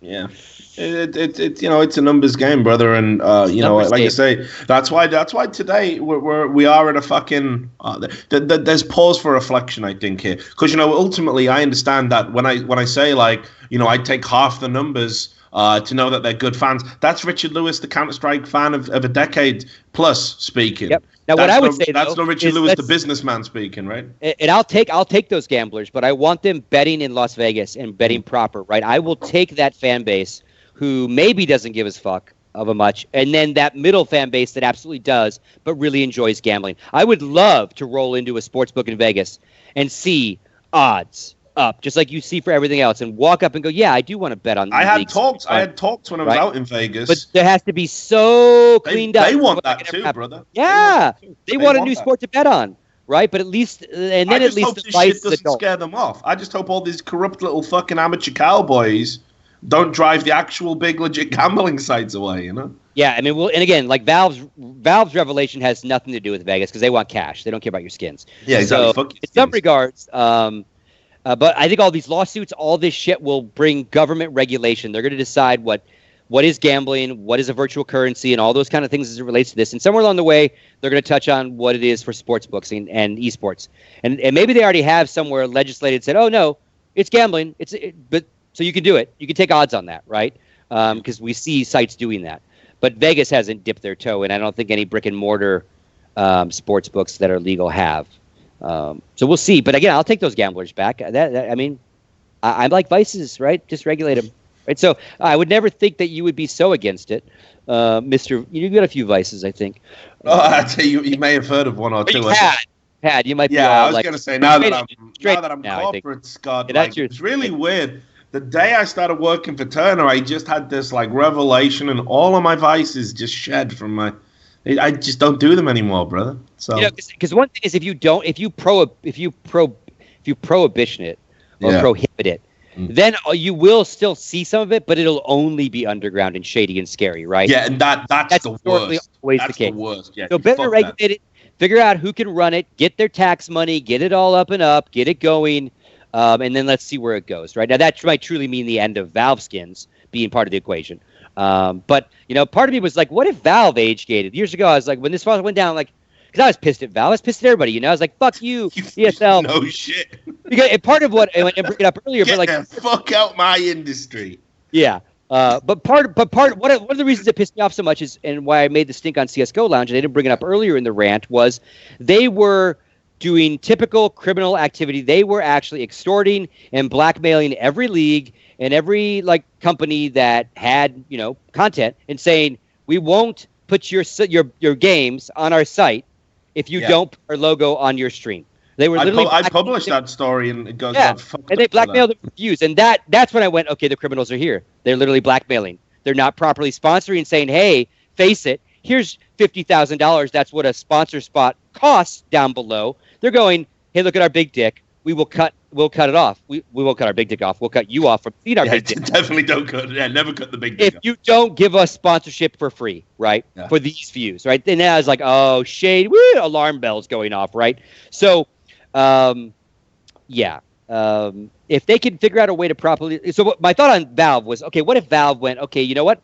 We can regulate this because we're Valve and people trust us and they trust the Steam engine. There's one company on the internet that I trust sending my actual driver's license to would be Valve, right? If there was a secure way to age gate. So maybe here is what we're waiting for. Maybe Valve will then go, you know what we'll start by doing is age gating. And we will figure out how old you are. And we will figure out a good way to do that. And then we will partner with sites that properly age gate with us. Right? And then we can turn our Steam toys back on for only those sites that if it's 21 and not allowed in country A, B, C, and D, and there's obviously there's always ways to scam. I understand that. But if you properly lock it down like we try to do with legal gambling, then maybe Valve flips that switch back on and we, like a 22-year-old can bet his fucking Dragon Lore again. Only on these 5 sites, depending on what country he lives in. And maybe, since I live in the States and we're pretty draconian still in some of this stuff, maybe I can't do it. That would be fucking awesome, right? Because then we all trust Valve, right? And I would send them my shit in a heartbeat. I don't think... so are we going to prohibition? That leads to regulation. And I hope for the regulation. You're cool with, fuck everybody. If that's all, but you're pretty... Only if that's the only reason you fucking cared. What if I kind of cared? What if I kind of cared? And why? I think if you're half in, half out, I'm kind of all right with that. But and give them views to get the scores to find out if I won. Do you care? If I use the score esports app to find out if I won, do you care? I guess what it is if again, because that viewing number is so important, if you're just involved, basically if you're just using CS as a means to profit, especially if you're doing it through shady means. And you do not know how many of these sites exist where and then they're private forums, they're private Facebook groups, and they are dedicated to sharing information from economically depressed regions where fixes are in. And you'll see this. We had a team in the Asian region, but banned recently. There's been certainly a lot of allegations thrown around in that region, and this information spreads, and you get these high-level bettors who have hundreds of dummy Steam accounts that they just use to bet big and win on fixes. And there's some people that are kind of on the periphery of that. They don't necessarily have access to the information, but they know a guy who knows a guy who knows a guy, or they hear a thing. And just basically, if you are just looking at your inventory and going, hey, this Doppler fade is worth $400. If I bet on this game, this is a fucking lock. I can get another 2 Doppler fades, triple my fucking triple the value. If you look at Counter-Strike and think in those terms, fuck you, really. Yeah. Well, and it also builds up its own cottage industry, which we didn't talk about earlier, because I had it in my notes to kind of bring it up. Because you have gambling, and then you have businesses around gambling, right? Like I can join a monthly subscription right now service, and a fucking pro odds maker is going to tell me who to bet on, right? What's the movie? What's the fucking movie? Let's see what your reference game is.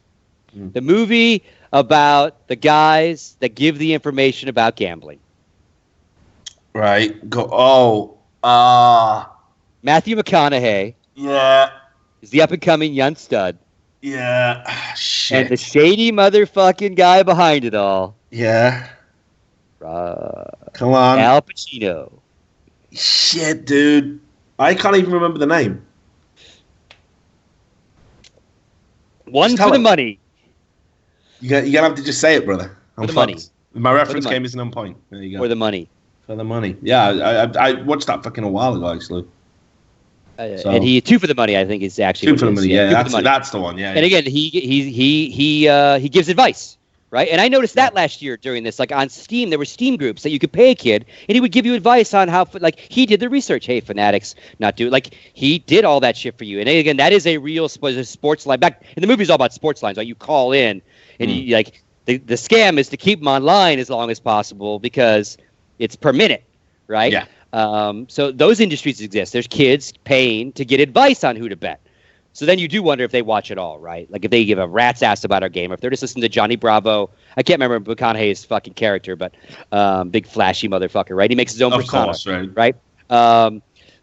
It's all here, man. It's all here. It looks like gambling, smells like gambling, So look, there's a few things, because obviously I'm trying to cut these podcasts down in size these days, and me and you, we like yeah, we like a fucking good ramble, right? So just a couple of things. I talked a lot about team ownership and we got bogged down on the Envious thing, and certainly to give Hastro his due and Envious their due, they are absolutely not the only team that have people on the board or people involved or players or whatever that have ownership, which is the issue of the site. And I've already named a few. There's certainly a lot of strong evidence pointing towards FaZe, as I said. We know about Na'Vi's players. And then there's other ones. So what would your advice be to these teams? What do you think needs to happen? Like, do they have to come out and just fucking publicly declare?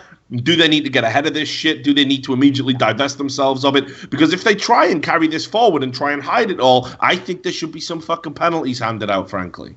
Yeah, I think yes. I think if you're somehow, again, I think at my core that unless that you're running an illicit business, period, or you're involved in one, and the hammer's coming down from all sorts of sides, right? Valve on their side, which has no legal repercussions to it necessarily, but legal repercussions, depending on your site, are very much possibly coming your way. It doesn't matter what you do now anyway sometimes. Like the government might still come after you for a year and a half of like fleecing kids. But you absolutely should get in front of it right now, because right now it is not deemed illegal officially, right? It is gray limbo, right? No one's been arrested. No one's been charged and convicted of this yet. So now is the time, right? To come out and say, yeah, we were involved in this. It appears maybe it's more illicit than we thought. We were on the up and up. We didn't fix roles. All our sponsorships were on the up and up. Whatever. But get the fuck out. I would. Because I don't think there's going to be any excuse moving forward. No, and if you do the opposite, like, and again, I think also our culture, this internet like witch hunty / investigative world we live in, Reddit, etc. they're gonna find you. They're gonna fucking tag you. Someone will. You're gonna lie, and you're gonna get nailed for it, right? Shit, half of these motherfuckers on Reddit, Scott, they make great journalists. Like, there's room at the table. There's room at the table, you know. So I think you're not gonna hide it. Now, maybe if you're like a little dinky site that just opened up, yeah, you're going to be able to close and get the fuck out, whatever, and never tell anybody. But I think if you're of anyone of note, which is the people you're talking about, the people that when you say my name, I go, what? Like, if they're involved in this, yeah, you need to get the fuck out right now because a couple reasons. A, before you fucking get caught by somebody else, whether it's legal or investigative kid or whatever, you're not going to keep getting away with it, right? The hammer's coming in all sorts of ways. It might take a year, might take 6 months, who knows? If your skin's coming, you're going to shut down quicker, right? At least the operating ability is going to end quicker.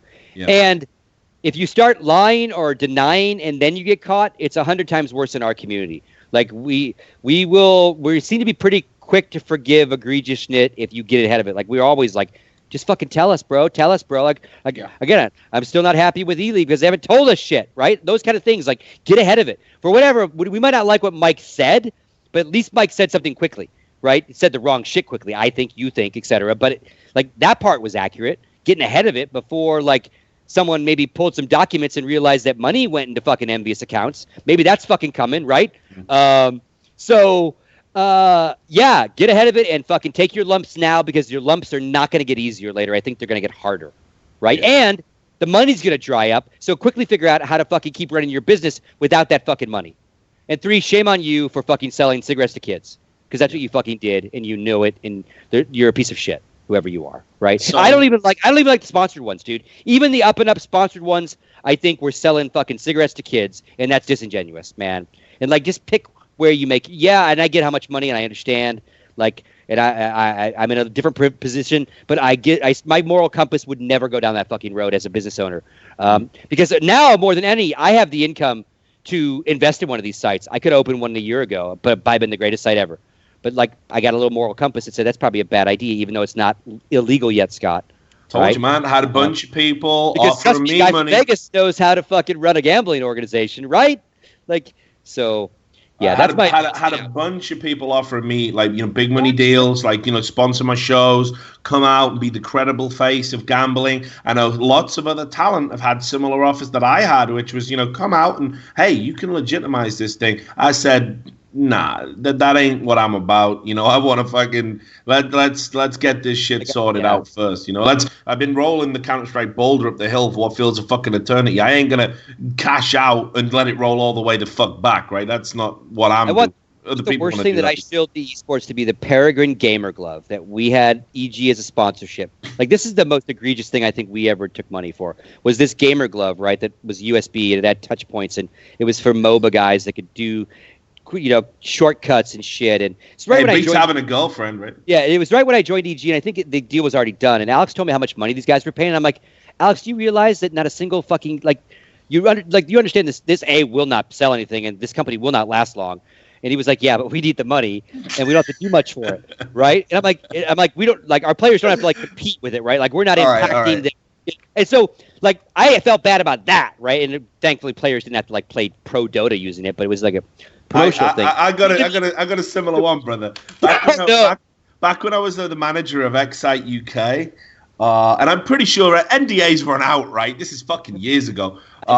I think I know what you did. I think well, if any, look, this will make you laugh, right? So try not to laugh. That fucking gamer glove was ridiculous, but this is pretty bad. I signed a sponsorship deal with a company called Muffin Mouse. This really happened. And it was shaped like a fucking lumpfish. It was just grotesque. It had buttons on the side. Some motherfucker that designed this mouse. It's really unusable. Yeah, they'd said, ergonomically, you gotta fucking hold the mouse like this. This is the best way to hold a fucking mouse. And I was like, this was the first actual cash sponsorship we had. Now, unfortunately, the fucking problem was they were like, your players are going to have to use this fucking mouse. And I'm like, this is going to be real hard. We're kind of into the death adder. We're kind of into mice that don't make you do this.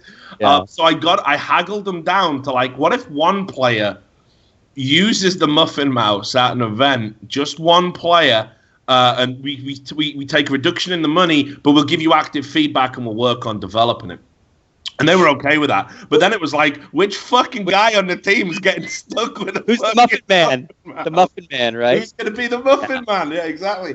Yeah. So that was a fucking shit show. So I've done, look, we all do shit for the money, but it's like you said, that shit was really keeping me up at night. I was having nightmares. Yeah, and it was like, who's going to be the Muffin Man? And thankfully, no one had to use the peregrine in competition because that was no way. But it was still like, ooh, we're selling this product ideally, selling a product you don't believe in. It wasn't a scam. It worked, but like it wasn't ever gonna have mass use. But you somewhere along the way, like there's all sorts of businesses people can open, right? Like you can open a fucking food cart and not have a fucking food license. You can do all sorts of kind of shady shit. Most of us choose not to, right? I think most people. I think all of you. Sorry, I'll address every fucking gambling skin site owner that doesn't go through actual gambling law age verification. I think you were all shady and you all took advantage of people, right? And whether you fixed the odds or not, the games you ran were fucking games of fucking suckerish, and you should all be fucking shamed. And I hope maybe you all get busted, right? Look, I hope the fucking community are going to be the ones that shame them. And we've had some breaking news while we've been doing this show. I'm going to kind of wrap it up now. Your time's valuable, my time's valuable. But look, I wanted to do this. I wanted to read basically a summary of pro player reactions on Twitter. Okay.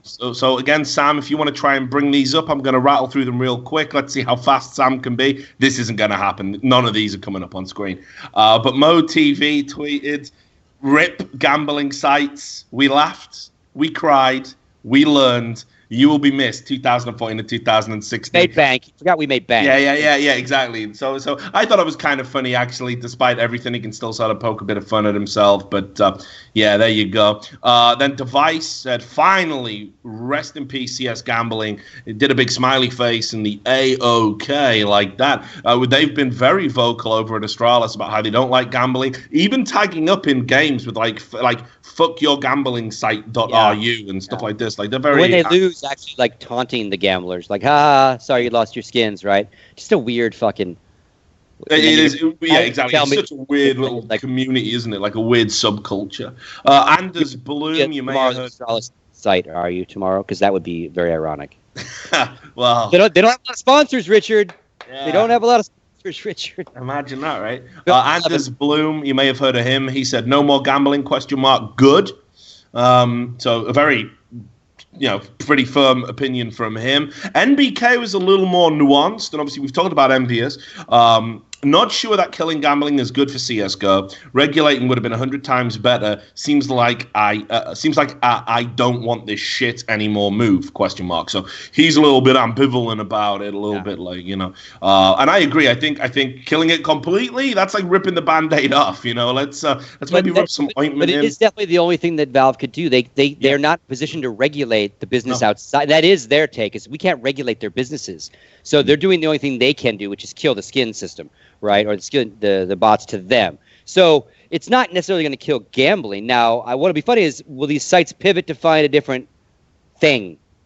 Right. This is something to think about. Like, are there other virtual things that that people can use instead? I don't know. Obviously, skins were the no-brainer, but I don't. So I don't. We're not killing gambling. Valve is definitely killing skin gambling, and bad gambling.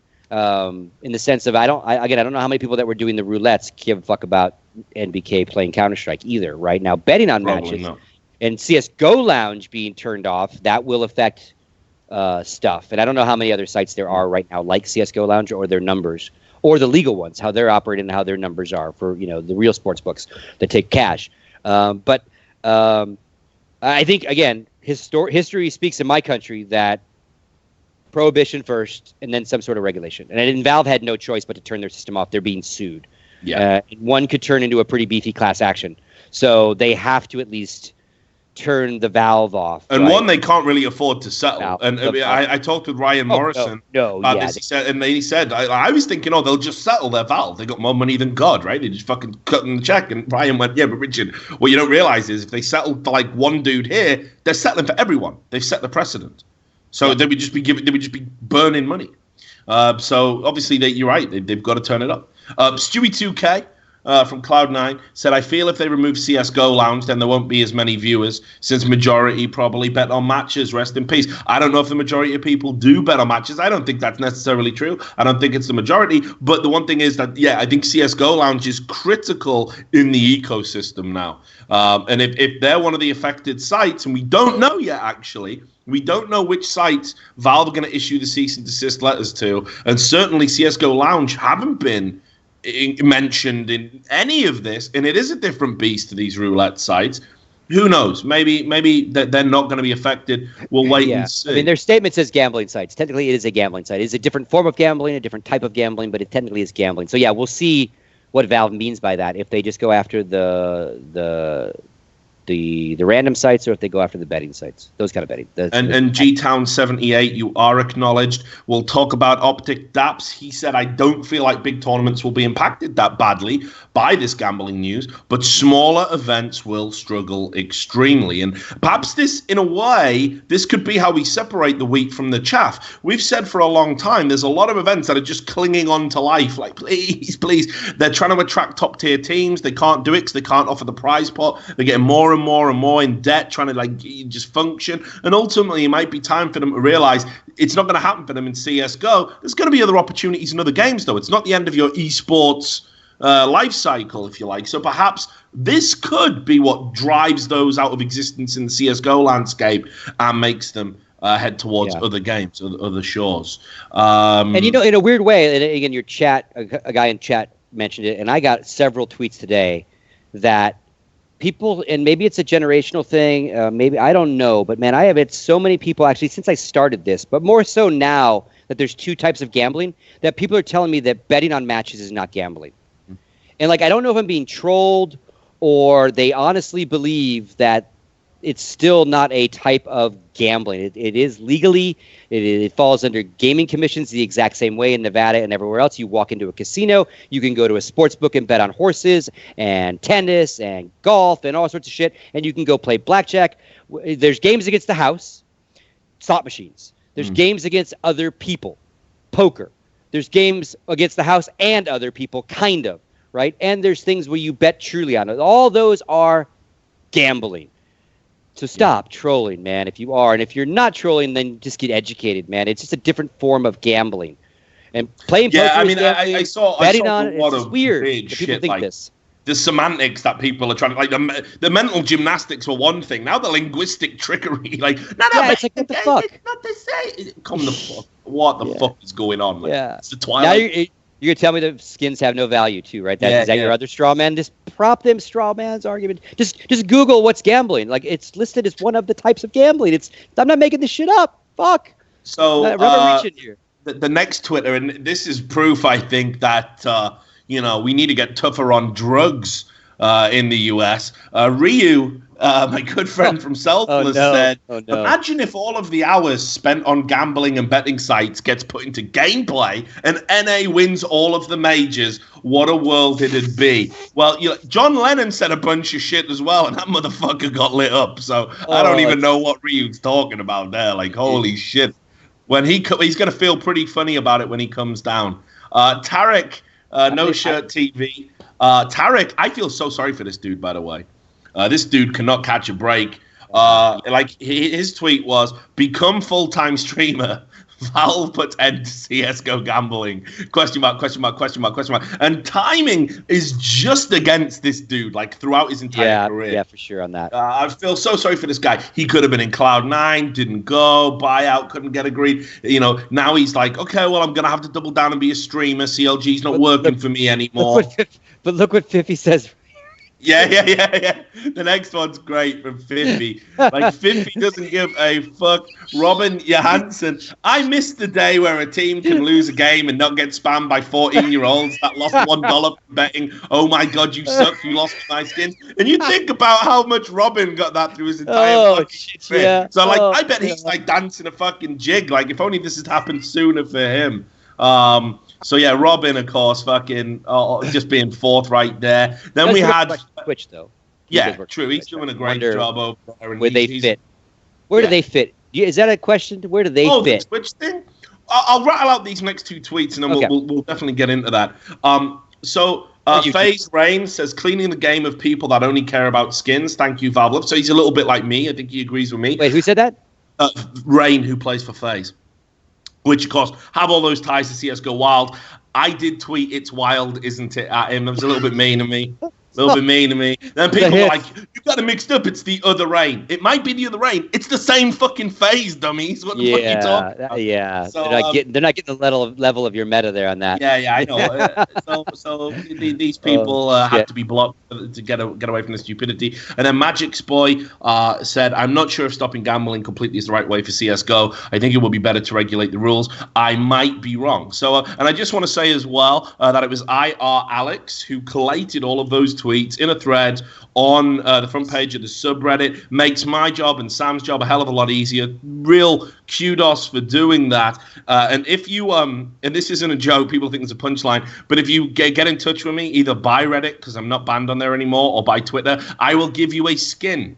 It might be worth more on the day I give it to you than what it is moving forward. But hey, it's a fire sale. Have a skin for your effort. Anyway, so yeah, let's talk about Twitch. I asked Ryan Morrison when I had him on the show, and I said, look, what is Twitch's role in this? And he was like a little bit like, I don't think Twitch necessarily has a role in this. Meanwhile, when I interviewed Rahul Sood from Unicorn, an example of a site that does gambling in a regulated and completely proper fashion, he's a legitimate esports book. He said to me, he said, like, actually, I fucking, hang on, I'm tripping over my words here because the chat's going spamming shit at me. So I gotta not look at that. Jesus. Stop. It's all gone shit. Right, so everything. Just slapped your mic over. Yeah, I just slapped the mic down. Man. We'll edit that out. I think staying in. So what role do Twitch need to play? Because Rahul says they are the enabler. So if you're advertising cigarettes to children, as you've constantly referred to it as, then the delivery system would be television, right? Yep. Twitch is the television of our generation. Yep. So and YouTube for canned content in that sense. So how do we do it? I mean, again, it's this fine line. What seems to happen in this world is businesses will do slightly maybe ethically weird shit, and they won't really stop it till the law comes and tells them to stop it, right? So maybe Twitch is waiting just like Valve was waiting, or maybe Twitch is waiting for exactly what Valve did, right? To then, in somebody's world, say it's kind of illegal or we don't condone it. I mean, obviously, if they kill this type of gambling entertainment on their site, they do lose money, they do lose views. It costs them, it costs streamers, right? But at the end of they had this. There was an outbreak of concern 6 months ago or so about everyone was mad that the top CS:GO streamers were not playing CS. And it was disingenuous to those that were playing CS, but they weren't getting the views because they were way down here, and people like Phantom Lord, etc., were getting all the love because they were under the title of CS:GO in the game directory, but they actually were rarely playing the game. And Twitch's answer finally to this long-standing kind of conversation was they just can't do it for more than 30 minutes at a time. They have to have some gameplay. They gave them a loophole, right? They didn't stop the activity. They didn't say you couldn't do. They said nothing about the legality or illegality of the activity. Actually, they just said you can't say you're playing. All they said is it's not Counter-Strike anymore. So yeah, and they said something else. You can do it for 30 minutes, but not longer. And it's just like, hey, look, everybody, we are regulating this, but we are honestly, I'm not sure they care. And I don't even know if once that rule was in fact in place, how often they regulated it, tracked it, busted people. I mean, it's common knowledge that they've got interesting ban policies based on who the streamer is, right? And of course they know everything. Yeah, they're wildly inconsistent. Everybody knows it. I don't even think Twitch staff will come out and defend that.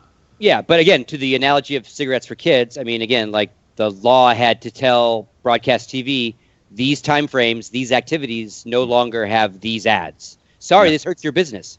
You know, one of the biggest examples is NASCAR. NASCAR for years had the Winston Cup. That was the circuit that was the pro level of NASCAR. Was the Winston Cup. Mm-hmm. Winston is a cigarette company. Yeah, exactly. They were told no more, and that's a billions and billions of dollars. We used to have it in the UK as well with snooker, John Player specials.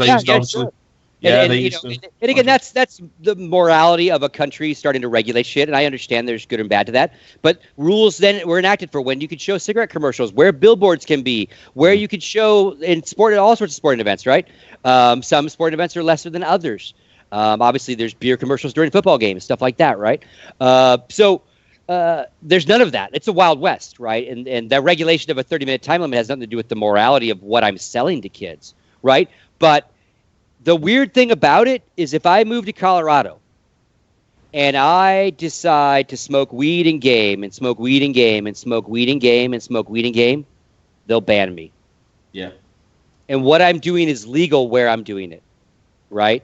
But this thing that, come on, anyone with half a fucking brain, and Twitch is full of people with brains, it's gambling, right? It may not be deemed illegal yet, but it's pretty fucking illicit in you know exactly who's watching. You know exactly the age demographic of these streamers. And you're making money off it. Now, should they get busted? Should they get sued? Should they get arrested? I don't know. Should they? Are they complicit to the delivery message, right? Is YouTube as well with allowing those videos? And you know how I feel about that. You know, I'm very anti-censorship, right? Like, I think you have to have a very good reason to censor stuff. But equally, I do find it a very bizarre, almost like, well, we're kind of saying this is benign, effectively, because we're allowing it. And, you know, these sponsorships certainly wouldn't be sponsoring these popular streamers and YouTubers if their videos were not reaching the amount of people they were, because the platforms weren't allowing them to do so. Yeah, and now, and they also, and again, I like Twitch. I got lots of friends there. I don't mean to bash on them right now, but for example, pornography is not allowed. Pornography games that can that have nudity will get you banned. There is a list of games you cannot stream. Games that are considered, you know, controversial, like Hatred, of course, was banned, right? But somewhere along the way, they had a meeting and decided that. I mean, again, how can you sit and watch any of this and say that's not gambling? Like, if you're an executive at Twitch and you're hiding behind skins have no value, Jesus Christ, really? You know, like, so, and again, maybe just like Valve, they sat there and went, you know, this isn't kosher, but we're not going to do anything until we're told to do something, or if we're forced to, you know. So, and obviously, these have forced Valve to think about it more. I'm just gonna cue up a quick break, Scott. There's things occurring in my vicinity. I'm gonna go deal with them. It's great living in Atlanta, by the way. The mob knocking on your door. Hey. Yeah, I'm loving it. Like, all the neighbors love me here. They all want to get to know the Brit. Don't tell them where I live, man. So I'm gonna quickly just do a 2-minute commercial break, and then we're gonna come right back in. We're gonna wrap up the show with some of the breaking news that's happened while we're on the show. I definitely want to get your reaction to some of this, Scott, and then we will. Look at Twitter while you're taking a break. I don't have no idea. Yeah, absolutely. You do it. So we'll be right back after this break. Thanks for everyone for sticking around. We're gonna wrap up real soon. So welcome back. Thanks for your patience there. Yeah, apparently it's that time of night where I'm supposed to be out drinking and partying with my new friends here in Atlanta. I've had to tell them, sorry, I'm a massive nerd. I'm actually sat talking about skins gambling, and they looked at me and they didn't know what that was, and I said, "Oh, you will real soon. You're gonna hear about it in the news." These weren't your fellow esports nerds in Atlanta. These are outside. You've made outside friends. Yeah. Wow. Friends, dog, yeah. Damn, dude. Good for you. I fucking love Atlanta, man. Honestly, it's fucking baller down here. Like, it's pretty hot and sticky right now, but it's a big ass. Like, lots of cool shit. A bunch of people from New York were telling me, you know, like, oh, you won't like it down there. It's boring. This place is fucking great. So, yeah, loving it. So, anyway, let's wrap up. So, there's been some breaking news, Scott, while we've been on this fucking... I don't think I saw it, so... Well, here we go. I think it blew my mind. So, what do you got? So, CSGO Wild has disabled withdrawal. Looks like they're planning to shut down. But the first thing they've done is they've actually disabled people being able to withdraw from their site. I do not know what that means, whether that's a temporary thing, whether that's going to be something that occurs moving forward. But CSGO Wild is one of the biggest sites. They're the one that we've already talked about. We're being promoted very heavily by FaZe members. Certainly, we think there's a bit more there than meets the eye. FaZe players have been FaZe representatives have been very... meticulous in going back through their Twitter history and deleting certain things, which may or may not show certain links to this particular website. So we don't know what that means long term, but that could be the beginning of the end for them. On top of that, we actually had CSGO Double shut down. They've just shut the fuck down. They are out. In a statement called The Future of Gambling, it says, "Dear CSGO Doublers." It makes me, what a nice warm community feeling, Scott. It's also fluffy, right? Hey, doublers, what's up, motherfuckers? There's no like crying dog in this in the press release. God, it wouldn't surprise me. In light of the recent announcement from Valve, CS:GO Double has decided to close operations.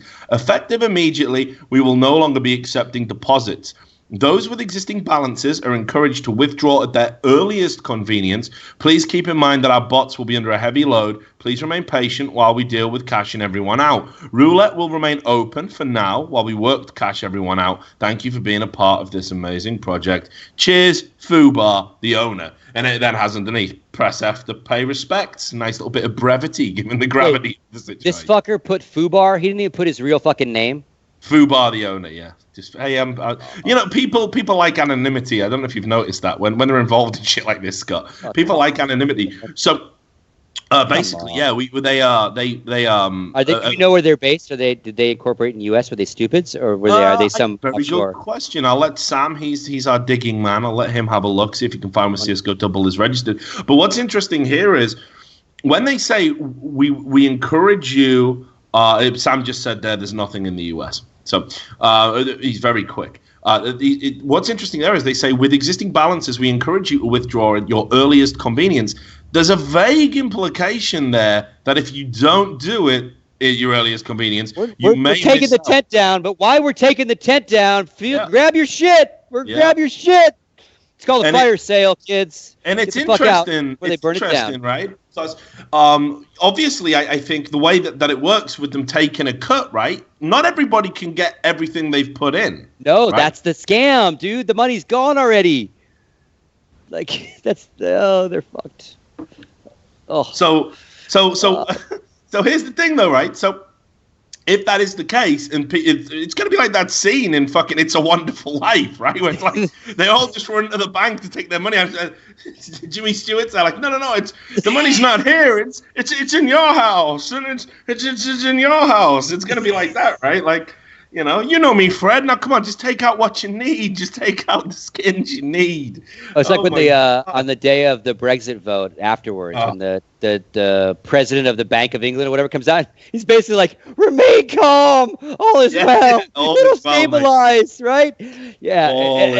So the wild situation. Now maybe they are temporarily locking down to get their shit ready to distribute. And obviously, Double is distributing, which is great, right? But I think they're one of the better ones. Give them credit to that. They haven't just closed down. But definitely, a shitload of these sites are just going to disappear into the vapor with whatever they had, no doubt. I think the scary part about it, and you kind of touched on it, is like the idea of gambling is like you like all the money that's in the system is like not the sitting in CS:GO Wild's world. They've already spent it as income because they know they never planned to have to ever buy everybody out. That is not in their fucking ever thought about that, right? And now everyone wants to cash out because the idea behind a gambling site is it all comes in, little goes out. All comes in, little goes out. And they spend. I guarantee they don't have the coin to back up the coin, right? No, none of them do. None of them. It's almost like real life, mate.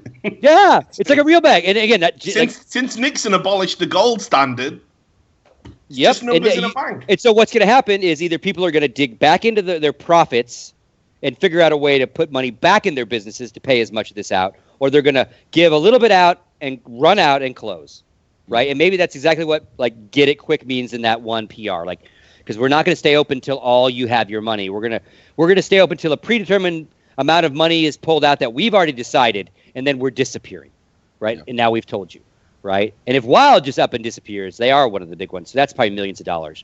But we don't know what they've already liquidated, right, of those coins, so to speak.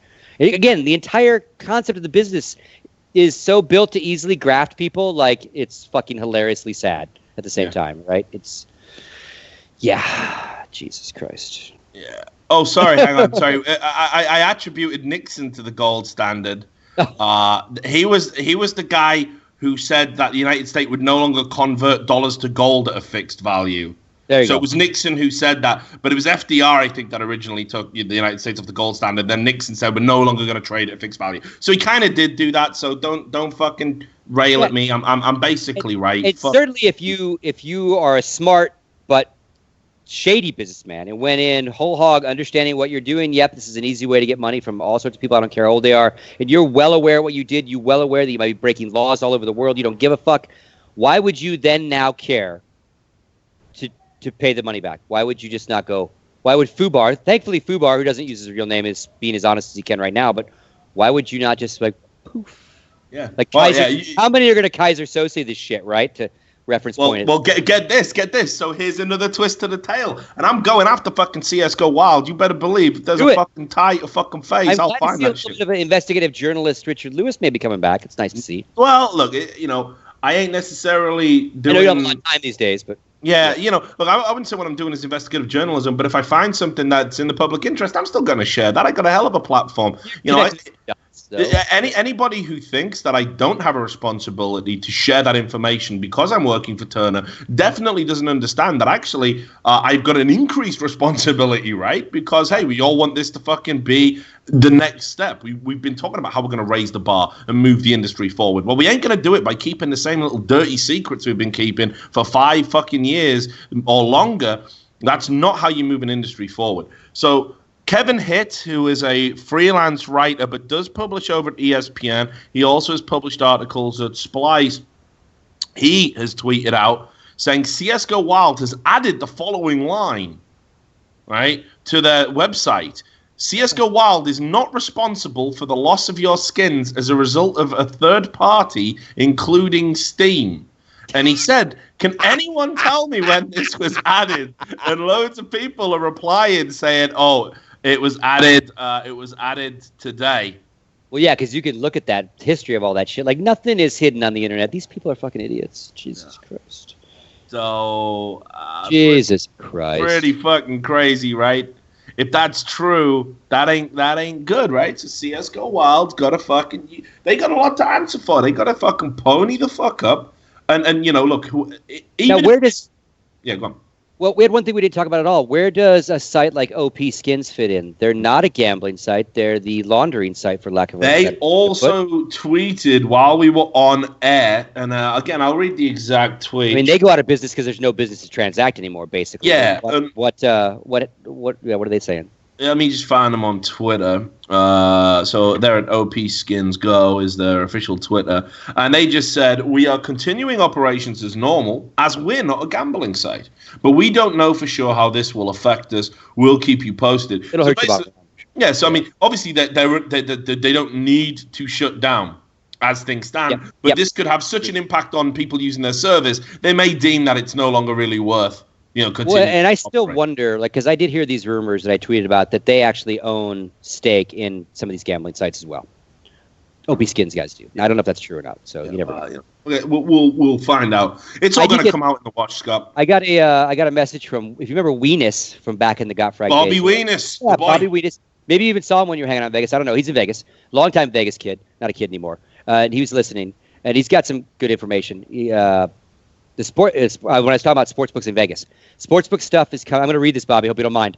Sportsbook stuff is coming soon. I think as soon as early August, the state will make a decision whether esports is an actual competition, thus making it legal to be bet on in the sportsbooks. That's what has to happen in Nevada. They have to deem that it's an actual proper competitive competition that has certain rules and protections and all that, and then Vegas lets you bet on anything. You can bet on the fucking hot dog contest. You can bet on all sorts of wacky shit as well as cool shit, but there's a vetting process. So they're vetting esports as something to bet on. Now, I don't know if that means a certain game or certain leagues or whatever. He says, we've had convos with a few of the groups who are speaking to the owners of a lot of the sports books out here.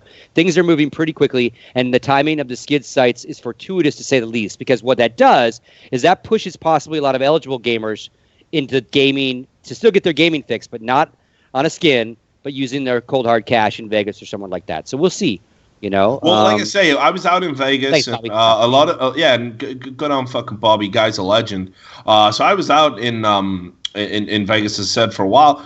I had a lot of talks with people in casinos. You know, it wasn't just all fucking partying and raging. You know, and they were asking me about various ideas. Some people wanted to try and get some form of esports. They wanted to kind of repurpose it to slots. Right, and because that's obviously the area young kids don't really engage in. You know, like the demographic of people who play slot machines is generally the older people that do it. Not a lot of people are doing it. They're getting less and less action on the slots, so they're looking to repurpose them. And you know, they had a few ideas in regards to that. The other thing that they wanted to talk about was very much the sports books, and they were like, you know, I was getting asked all sorts of questions, you know, like is how much match fixing actually goes on, you know, how often do upsets occur, you know, all of this stuff. They're very fucking interested, and to be honest, I could think of nothing that would be cooler than going to a casino in Vegas, sitting down, watching a Counter-Strike game on a big fucking screen, having a few beers, and having some money riding on it with friends, adults, of course. You know, I think that'd be pretty fucking cool. Again, it's an amazing, entertaining vice. There's nothing like I'm not a Puritan anti-gambler at all, I personally profited from it. I lived in a state that has no personal property tax because of it, so my family profited from it. So, and it does a lot of good things, you know, but it's also just a very dangerous vice with a lot of, the bad side is very bad, right? When you're addicted, you lose all your money. So yeah, if Vegas figures out how to do it, at least generally the people that know what they're getting into can lose their shirt, right? And that's the best you can hope for in our current society, right? I'm not a fan of, you know, prohibiting these vices, right? Like prohibition's been proven time and time again not to work.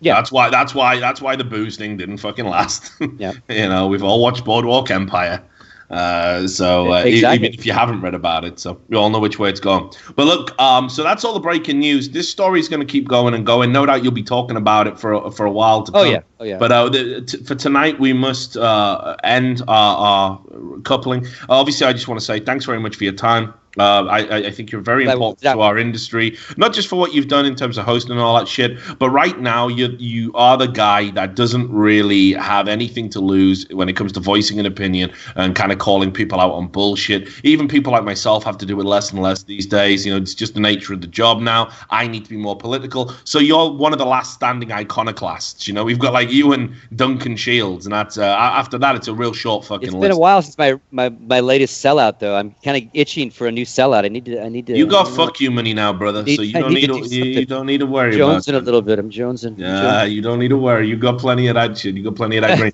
So obviously, I want to thank you for that. And you know, you've certainly proven right on the gambling front. I think a lot of people are going to take you a lot more seriously now that you were talking to somebody with intimate knowledge in how this works, being a Nevada guy.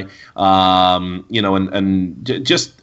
I think as well, like you will look back on all that stuff, like let's get Scoots out of the industry. He's like trying to. I think we'll all look at that and see it. I had a petition, man. That's a badge of honor for me now.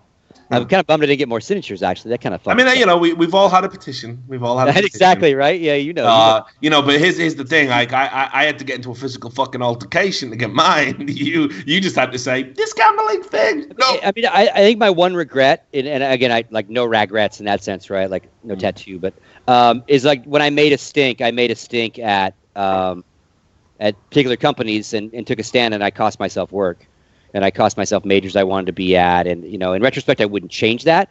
But it just sucks that, like, it seemed like it was really on an island there, right? And I know the leagues were kind of caught with this CSGO lounge viewership number problem and everything. But it just, like, I don't want to be, like I told you, so I don't want to be right. I just wish that, like, minor sacrifices, but it still kind of sucks that I even had to even go down that road to, like, come on, you fucks, this is gambling. This needs to be regulated. Well, you know, I'm glad somebody did. You know, and look, the bald eagles price, come home, I guess, but still. But listen, the sometimes the price, you know, and I know this well enough, and again, guys like Duncan know this.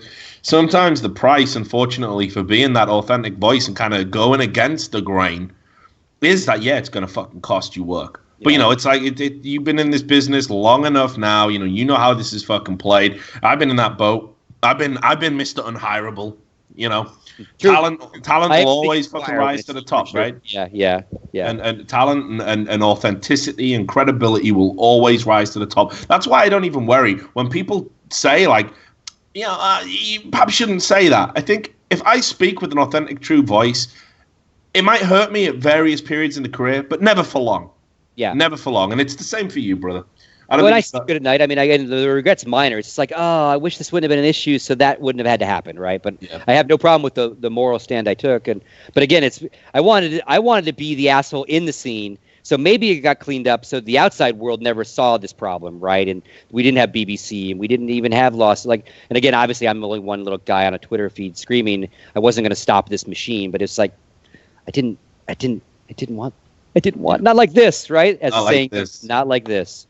So I do hope it comes back in some way, and we can have some proper regulated gaming on our sport, because I'm okay with that. But again, and look, dude, I know enough about how this works. When this VOD makes it on the fucking Reddit or whatever, and people are talking about it, you'll get your due now. I know the community is very fucking grateful, because there's a lot of not people. All the kids that just lost all their fucking money. Like now, now I'm gonna be the asshole because the kids that had coin who just lost their coin today, it's my fault because I got gambling. Nah. Right? Trust me, there's some people, like I say, one of the greatest tragedies, like, of it all, is that the people who are like defending, like people like TMartin and attacking people like you are the poor kids that are getting fucking exploited and have been brainwashed by the people they're defending. That's the fucking tragedy of it all. But like, I think people are starting to wake the fuck up that they've all been took for a fucking ride, and yeah, you're right.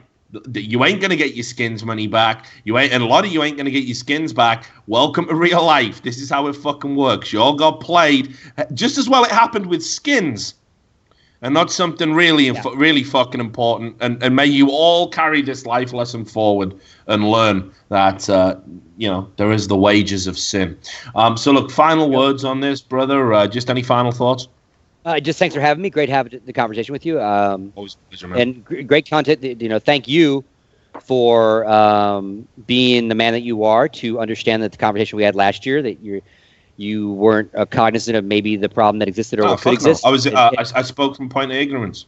Yeah, and so I definitely appreciate you. It takes a strong man to apologize and stuff like that, especially in front of a couple thousand people. So. I often don't know if you're trolling me or if you actually mean what you say to me anyway. Like, you trolled me on the production thing and I yelled at you, and now, like, it's no meme, right? Get out of my fucking industry because you trolled me that day, right? And you all were fighting. Yeah, anyway, I heard that at ECS. You weren't even fucking there. Yeah, people were telling, like, Scoots, get the fuck out. I'm like, why are you kidding me, really? God damn it. It's a great quote, though. It is a great quote. It was a great conversation, actually, especially if you were in that little corner of the Clues room. The only time I've even seen Duncan, like, fuck you. But no, so again, you're fighting the good fight now. It took you a little while to come around, but that's A-okay. You're actually more hardcore than I am about it right now, in the sense of you don't give a fuck about anyone gambling. Keep fighting the good fight. Thanks for having me. And the only thing I would say is, if you're interested in like the gambling shit I talked about, this weekend I did do my own like pre-stream AMA, and I basically, it wasn't a lot of what we talked about, but a lot of it was like the history of my country's gambling and how it relates to where we are now. So if you're interested in like a ranty history lesson of U.S. gambling, check that out. It's on my Twitch. A lot of the other points are the exact same things we talked about, so it's not necessarily, you're not going to hear anything new from me or my opinions. Very much similar, although no more news broke. Obviously, this was before. Yeah, Valve, look, I think just the historical aspect of it's really fucking fascinating. It's quite funny. All of this inspired me to watch Deadwood. There you go. Because it's exactly the same. It's the same shit, right? People want to fucking have a little unregulated island. Well, fuck it. The hills. The hills going back to Dakota, motherfucker. Like our movie history of gambling is like perfect. It's all accurate. It's great, man. Like saloons and riverboats, and then San Francisco. It's just crazy. And then like all our mobster movies about gambling and the numbers business. They didn't want to, like, the mobsters were cool because they didn't want to sell drugs. The first thing is they weren't into drugs. They were into prostitution and the numbers, right? And then they had to sell drugs because everybody else around them was selling drugs and making more money, right? They wouldn't let kids gamble. They wouldn't let kids sleep with hookers. Like, they even had in their decrepit days, like, some sort of like moral code, right? It's crazy. Anyway, I don't know why I ranted, but long story short, if you're interested in that kind of shit, check it out. Riverboat, San Francisco, Vegas. If you're in the chat now, in Vegas. Risen Lazarus, one of the mods in my stream, and a paralegal, I think is the way to describe him. He's certainly a law student. He's spamming the link. But we'll put the link, Scott, in the YouTube VOD, which will be out tomorrow as well. So you can check that out. Anyway, thanks to everybody for watching. It's been a big day for fucking Counter-Strike. We don't know where the chips are going to fall. pun very much intended. We're going to have to wait and see. One thing for certain, though, is that this is definitely a step in the right direction. It might hurt in the short term. I think long term, everybody's going to look back on this fucking date and realize maybe we did finally fucking grow up today. I certainly hope that's the case. From one grown up to another, thanks to Scoots. Thanks to Sam for producing the show, and what a great job he did too. Thanks to all of the people who helped contribute. Thanks to all the people who watched, and we will see you on the next episode of The Richard Lewis Show.